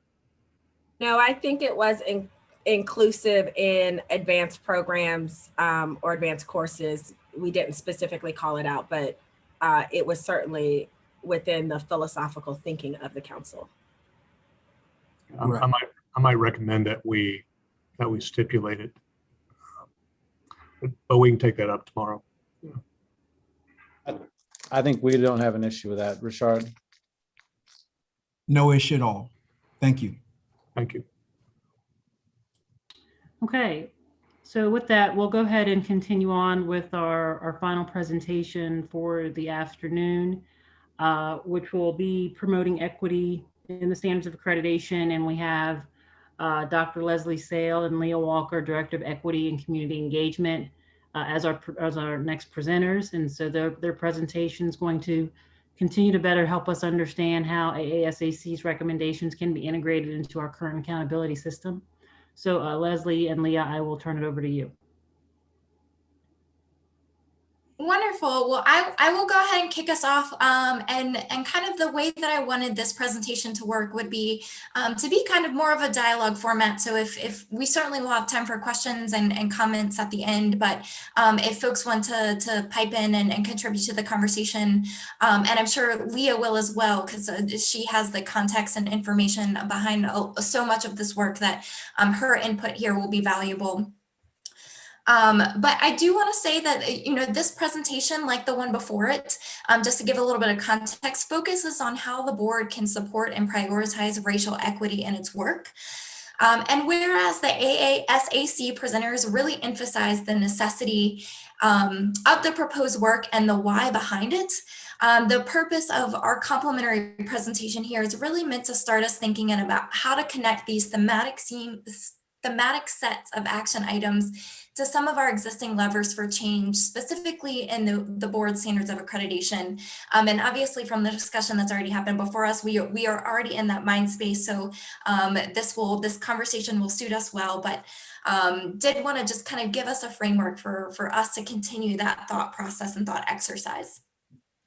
A few preface items for the discussion today. Because of this group's charge, I will say that these slides primarily consider how we're leveraging the SOA in particular.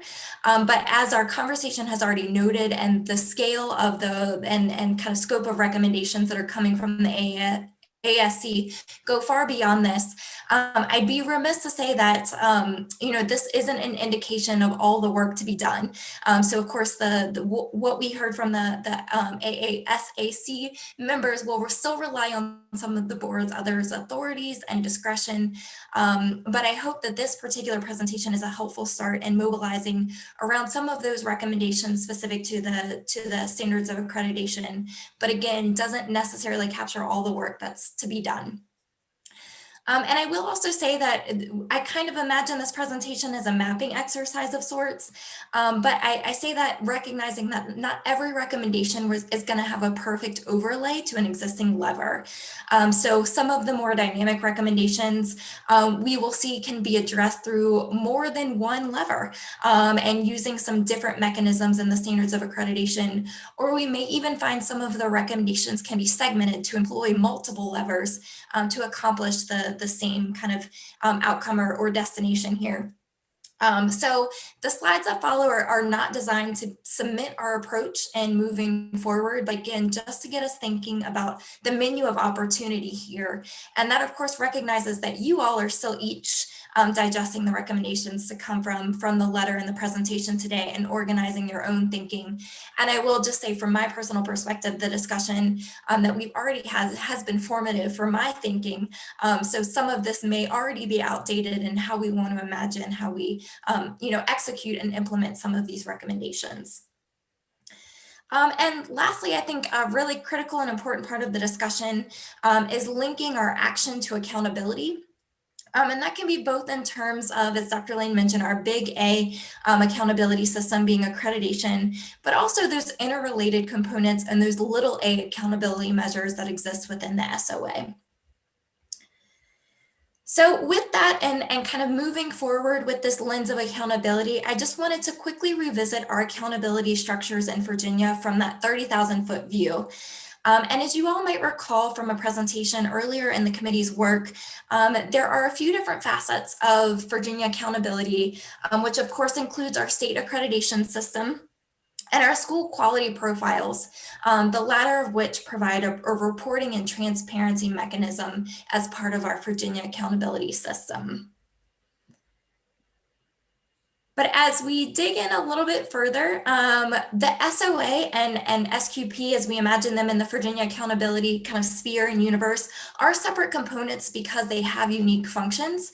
But all of these pieces are related. And in fact, just kind of wanted to recognize that the school quality profiles are in fact embedded in our standards of accreditation system.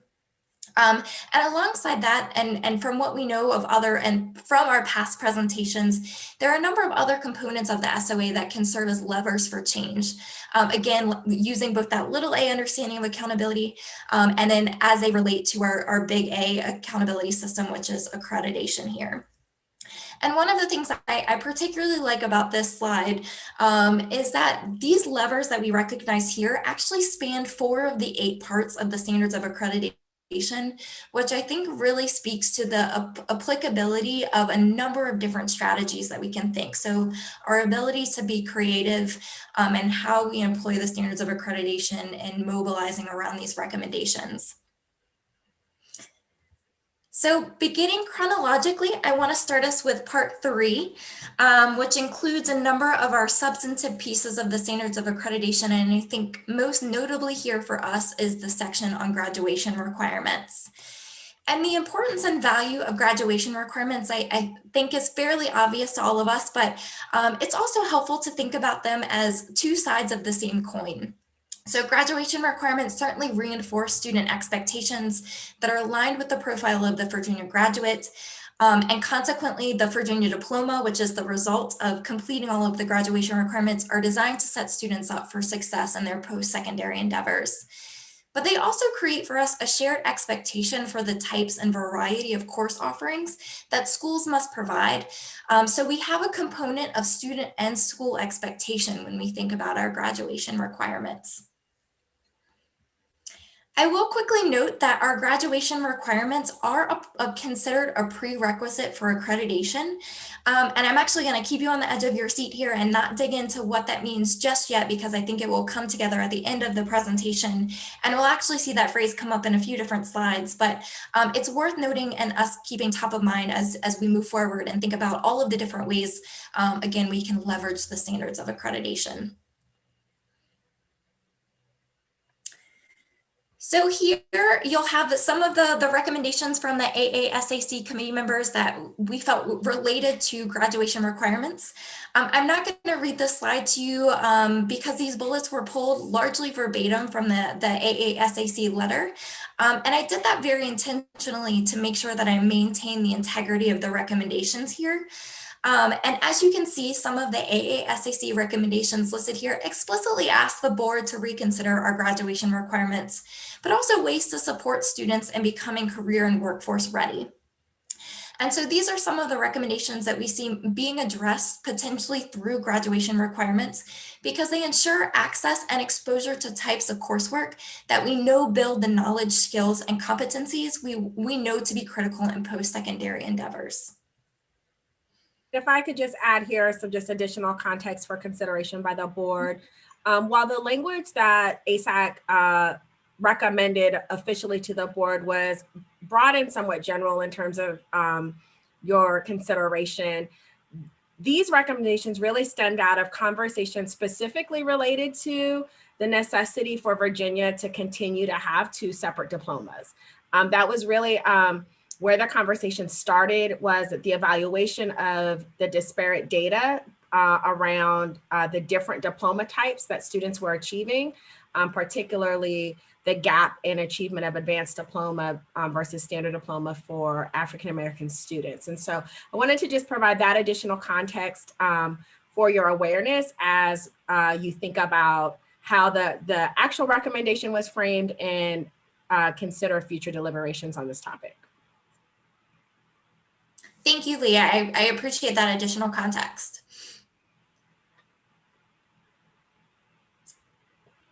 Jumping forward, so part 4 of the standards of accreditation are where we start to set out the expectations for all of Virginia Public Schools instructional programs. And I will say that there is a general instructional program section as well as specific ones that are tailored to elementary, middle, and secondary schools respectively. So there are a few different sections that will be relevant for us here in this discussion. But these sections of the SOA particularly require schools to implement programs that align with the standards of learning and that highlight key instructional areas of emphasis. That includes core courses, scientific concepts and processes, concepts of citizenship, world languages, health and PE, the arts, career and exploration and investigation. So there's a pretty big operational space in what we're imagining for our instructional programs and what we want to emphasize in these spaces. So additionally, these sections also set out learning objectives that support the profile of a Virginia graduate, and it ensures that students are acquiring certain knowledge, skills, and competencies that include the 5 C's.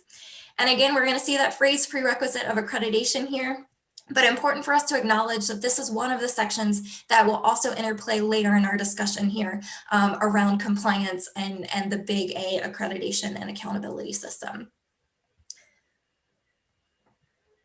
So again, mapping some of our AASAC recommendations over to our instructional programmatic requirements that live in the SOA. And I think this is where we start to see, and it's kind of exemplary of some of those recommendations that are going to have application in multiple areas of the SOA. So as we consider what we want schools to provide and we want students to have exposure to, or at the very least access to, we may want to think about these different items as expectations for students and or schools, and that will help us inform the way we might translate some of these recommendations to changes in the SOA. And Leah, I will actually pause there in case there's any additional context for this kind of group of recommendations, but if not, I'm happy to keep moving forward. Yeah, I know why you paused. So we were having earlier discussion about this. So one of the things that I think is important to consider as we're thinking about changes or revisions to the SOA to advance equity is that one of the sort of foundational tenets of equity work is that it provides transparency for all stakeholders. And so when we, as a staff, we're really thinking about what are the different sort of levers and points within the SOA where some of these recommendations could be embedded, we really got into a discussion about the value of putting it in places that create the greatest amount of transparency for all the interested stakeholders, which would include parents, families, educators, not just school leaders and the Board of Education. And so I wanted to just provide that additional context as you're considering where there are opportunities to potentially embed a recommendation either in the programmatic section or in the compliance section or as a prerequisite, that we think about the necessity to create transparency around the requirement and the division or school or educator's ability to meet the requirement. Thank you. Oh, absolutely. So moving on to part 7 of the standards of accreditation, which is where we set out the requirements for school and community communications. And this includes the responsibility to make certain data publicly accessible. And this is actually where we start to see the reference to our school quality profiles. And the school quality profiles being a part of the standards of accreditation. So even though we think of them as different mechanisms, they are interrelated and kind of build on one another here. Because the SQP is part of the standards of accreditation, and so within this group's purview here, I did also want to acknowledge that there are other means that we have for making data transparent. For example, publicly posting on the Department of Education website. And so as we consider reporting structures, there may be some logistical and practical considerations that we keep in mind. But I think the key takeaway here is making sure that we're making certain pieces of data available and very publicly visible here. So again, not to read through the individual bullets, but I think these are the recommendations that kind of particularly spoke to this reporting component and visualizing how students are paired with which teachers and the opportunity gaps that exist in our public school system. And these are ways through the reporting structure that we can hold schools accountable in their practices by making this information and data, again, very readily available and visible. And that can be part of the SQP as it relates to the SOA and beyond. As we think about other existing reporting structures. And then of course, this is an opportunity as we think about identifying areas for change.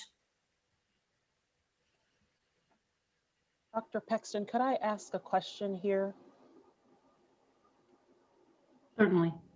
I'm sorry to interrupt, but just on this a bullet here, Dr. Sale and Ms. Walker, I believe that the idea is to identify, to focus on the number of teachers of color compared to all students, not the number of teachers of color to students of color. Is that correct?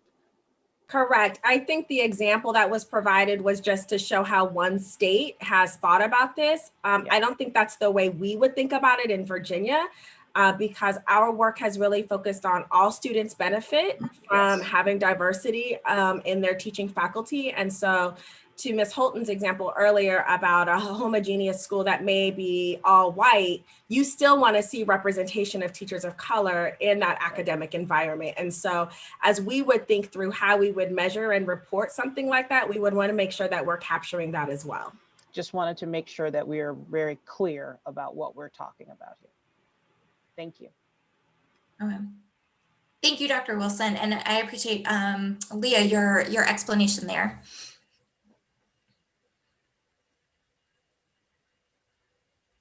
So we have finally gotten to our prerequisites for accreditation.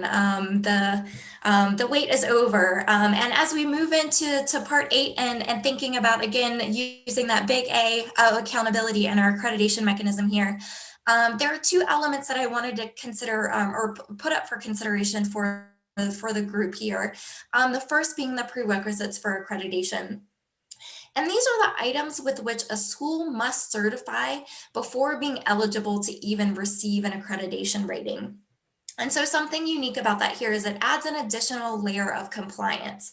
So for example, the sections that we flagged as prerequisites for accreditations, including graduation and instructional program requirements, schools are actually have to indicate to us that they have met all of the things that they need to do effectively to provide access to the coursework and have accomplished all of the things from the instructional program requirement side that would even make them eligible to receive accreditation. So this is them committing to record that they have fulfilled those responsibilities and structures and frameworks that we've created in the standards of accreditation.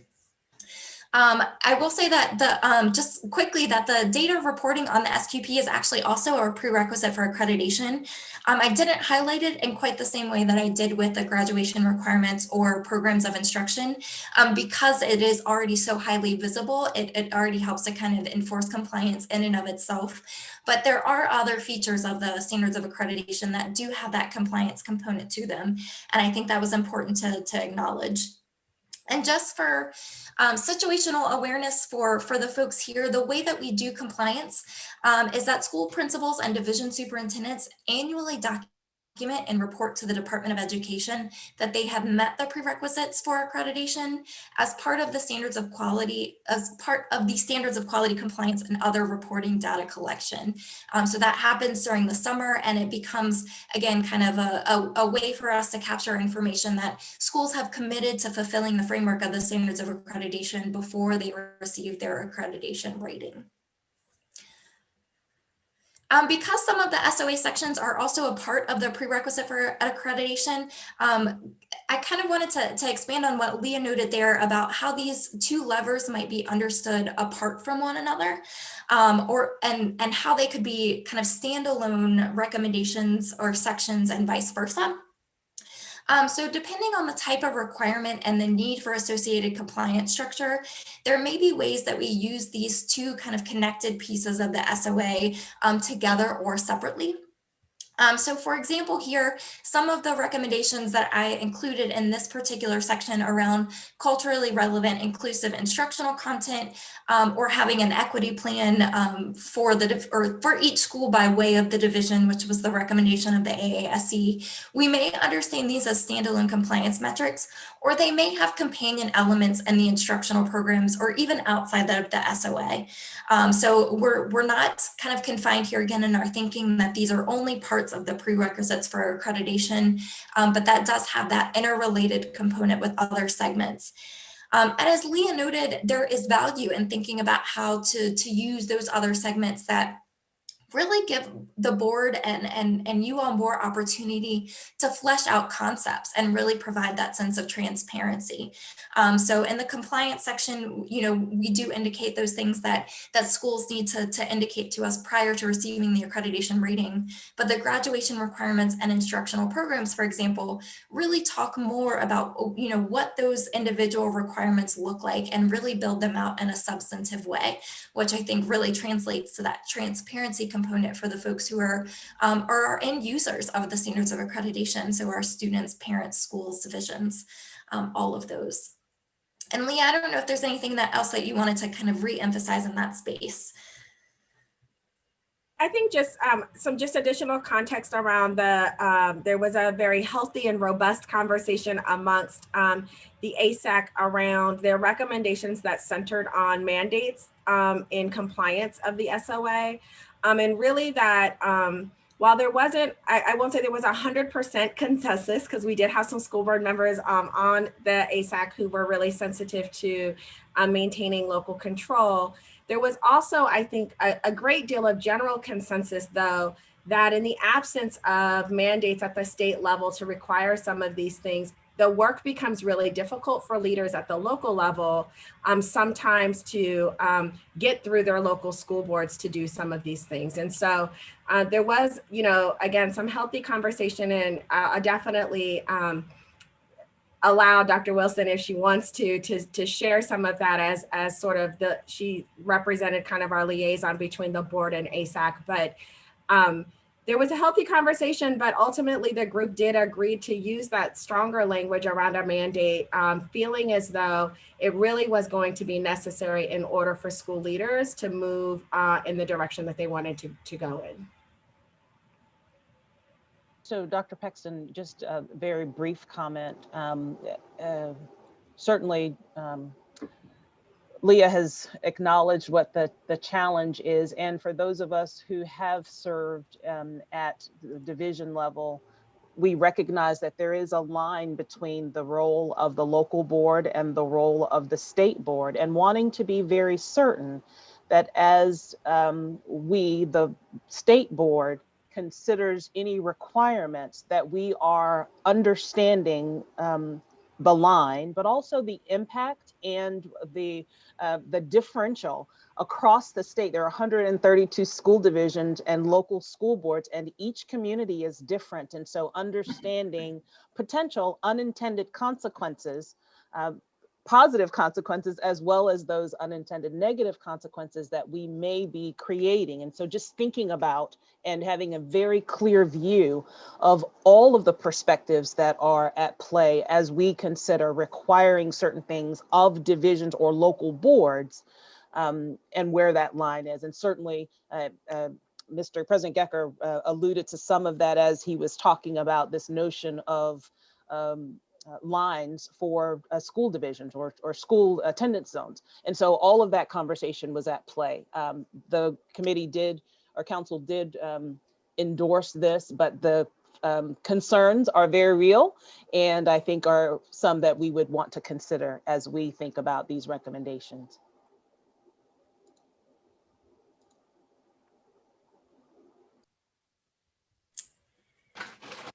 So, and lastly, in addition to setting out our prerequisites for accreditation, Part 3 also establishes, as we now well know, our state accreditation model.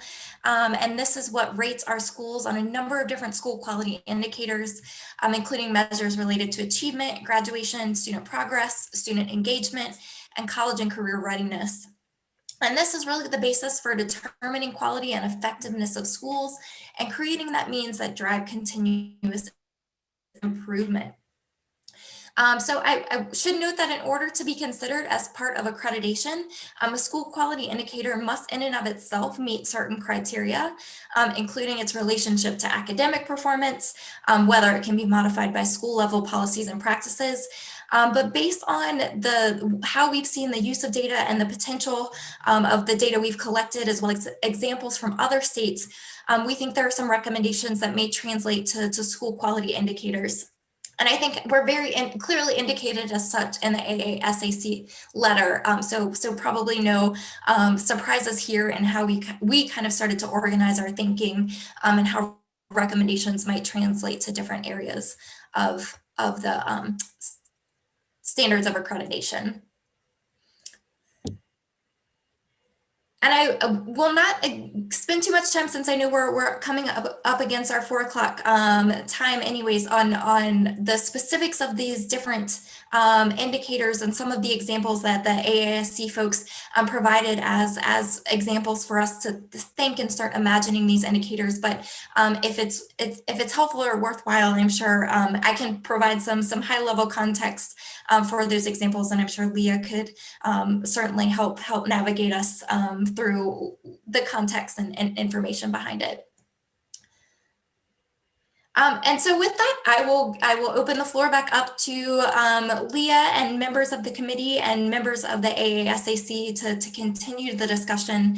I will say, I guess, as a quick note before we jump in, and something that I wanted to add for the board's consideration, is there is one additional opportunity that I didn't add to the discussion today, and that is Part 2 of the Standards of Accreditation, where the board lays out its philosophy, goals, and objectives. And so, of course, the emphasis of this presentation was to think about our opportunities for action and as it relates to accountability. And Part 2 doesn't necessarily have quite as direct of a link, but I think this is a place where the power of language in and of itself is pretty powerful. So as we think about what we translate to action and different utilizing the different levers in the standards of accreditation, I might just ask the board to continue to think about that opportunity to reflect those priorities and changes in that philosophy section, and just remind them that that's there as an opportunity to make sure what we set out for the document and what it does are in alignment with one another. So I will officially turn it over to Leah and the committee now for any questions or discussion. And I just want to thank Leslie for all of her work to help us really think through how this gets operationalized and where it fits into the SOA. And it's just always great to have a partner in crime who can take your ideas and make them into real things. So thank you, Leslie. Good job. Thank you. Well, happy to be a part of it and happy to help continue that discussion moving forward. So thank you, Leslie and Leah, for that presentation and just continuing to deepen our understanding about the potential connections to the work of the special committee and the standards as they are. I'm going to open the floor up for questions, comments. I do see a comment in the chat box from Ms. Holton. I don't know if you want to speak to that directly or if you just would like me to read it. I'll read it and let you speak to it. I don't understand adding requirements, SOLs to prerequisites for divisions. We at BOE write the SOLs, not the divisions. Yeah, I'll answer that one. I agree with Secretary Holton. I think we can address that through standards revisions and not necessarily in the SOA, but you could even do something in that section 2 that Leslie talked about to ensure that it's a priority so that as we update standards of learning, that's done. But I don't think that has to be done in prerequisite for sure.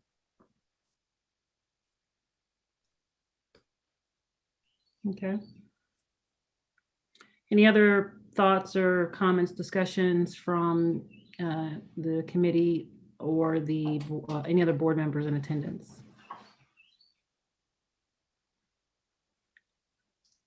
I didn't do so well with the whole hand raising thing before, so I'm just making sure I'm not missing it. Ms. Holton. Yes, ma'am.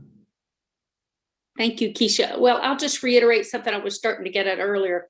I think these are a lot of really good suggestions. I do think that the current version of the SOAs is better than what was before on equity measures, and it was part of what we focused on as we did this, the 2017 revision of the SOAs. But obviously, we missed lots of important opportunities, and there are lots of room to improve.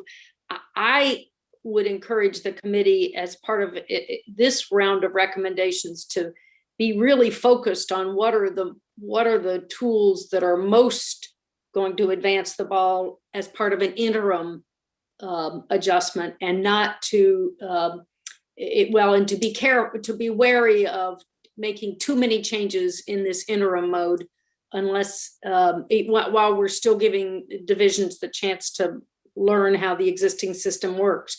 So for instance, I think you're talking about adding, if you're talking about adding 4 or 5 new indicators, I'm counting that many, that's a lot of work to get it right. And as we've seen, the nuance of how an indicator works, exactly how you measure it,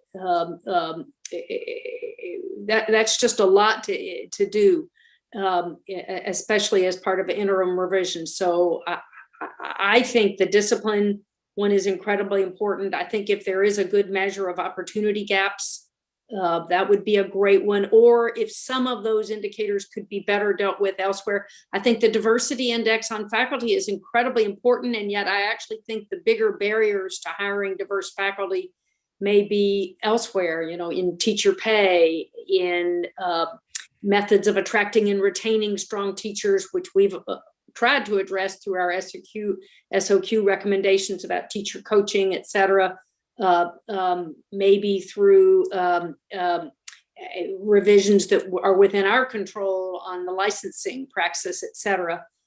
So I don't know which of these would be best addressed as part of SOA revisions, or if it is realistic to try to address them all. But I come back to the question raised by my earlier question is, do we want to prioritize within these?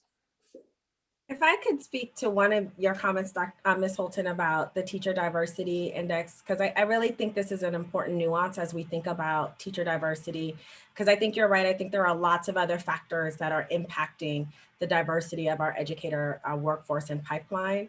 What I don't think we do well, though, is provide transparency around how that looks on an individual school basis and allow families and parents to make informed decisions about communities they're choosing to live in based on the availability of a diverse teaching workforce. You often don't have that information until your child is in a school. And so I think if we can provide greater transparency around those types of indicators that we know show a strong correlation to student success and student outcomes, particularly for students who are marginalized by race, I think that's something we should consider, doing. I'm sort of wearing my advocacy hat right now, but that's my job as the equity director, is to really kind of push on the things that will matter as it relates to empowering, again, those individuals who've been marginalized by the system to be better advocates and also to be able to make better informed choices. Maybe, if I may just respond, maybe the way to think of it is indicators for SOAs are primarily intended to encourage school divisions towards quality improvement. The school quality profiles is another way to do transparency and information to the public, and as well as to divisions. So, we've just got a lot of different tools, and figuring out which ones are best for which indicators. It may be sort of thinking about which ones do we want to use the SOA apparatus of accreditation to both hold divisions accountable and inspire quality, continuous improvement. For which of these is that the best method versus other methods that are available to us? I will say that, when we put up some of the demographic data about schools in the current school quality profiles, we wrestled with issues that, on the one hand, transparency helps, and on the other hand, it may just give me, it used to be publishing data about racial composition of schools was seen as a way to enable white flight. So it's just a complicated issue, and we did decide in the prior round of quality profile creation that transparency was better. More information was better than less information, but the nuance of how you portray that information, it's just a lot of devil in the details.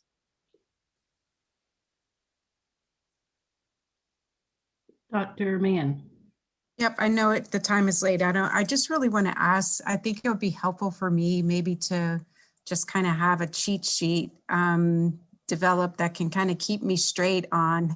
I know we can't substantially go at, revising. There's their timeline set for when you can do what, with what vehicles you're trying to move things through. And I do feel like that would just be helpful for me to have to keep it all straight, because I do think the possibilities or the pathways through which to accomplish some of these things doesn't have to all live in one place. Though I do understand the value of accreditation and the role that these things can play when they exist within the accountability structures that exist for schools, but it is, I am now wondering, okay, we started off talking about technical edits.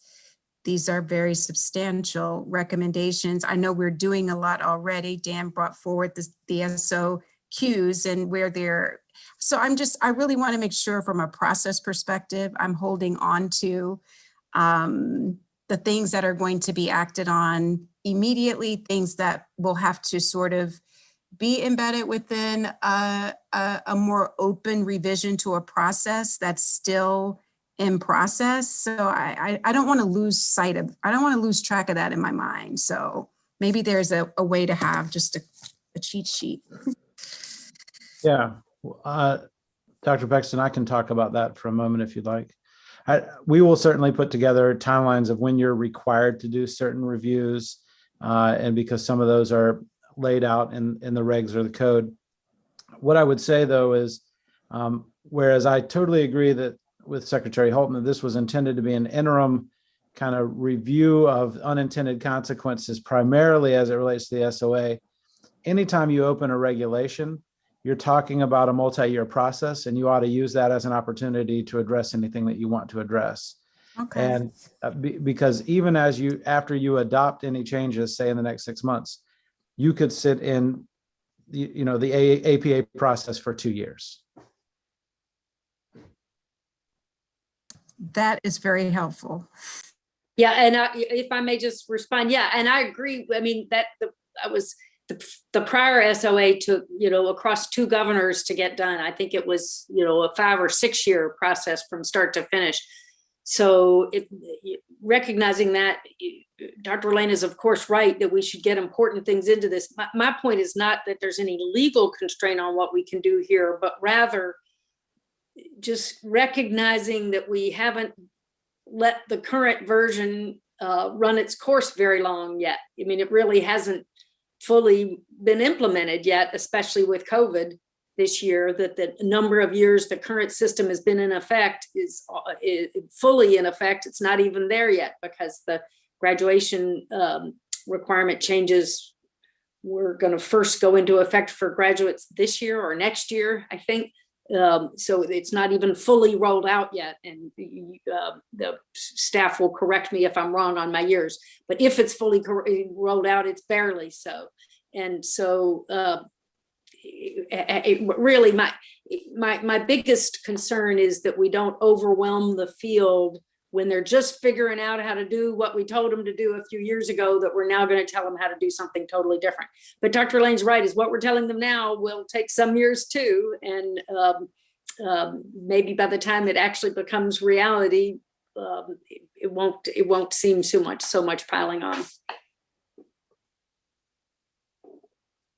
And Dr. Mann, I know this isn't exactly what you asked for, but we are going to do some work with the board to kind of lay out a more thorough work plan, just so you know when things are going to be coming to you. And I'm also happy to give you a cheat sheet on kind of the regulatory process. Again, not exactly what you're asking for, but we have a couple things in process that can hopefully just give you a bigger picture. No, I appreciate it. I mean, we're having many different conversations about many different tools and pathways, and I just want to keep them straight in my head as we're moving through the process. So I do have standards of learning every 7 years. There are some things that have been internalized, but boy, there's a lot to wrap your mind around when you look at the bureaucracy of education across the Commonwealth. Absolutely. Great. I know we're a little past our time, but I do want to make sure that we've considered all the comments and inputs from all the attendees today. So are there any other thoughts or questions before we wrap things up? I just have one, Dr. Paxton. I tend to stay quiet through committee meetings as much as I can unless asked something directly. But I just want to thank the African American Superintendent's Advisory Council. I work really closely with them and attend all the meetings, and just really appreciative of what they're putting forward. And I know others have said that, but just from the department, I wanted to share that same kudos. And Miles, if you ever want to work at the department after college, just let us know.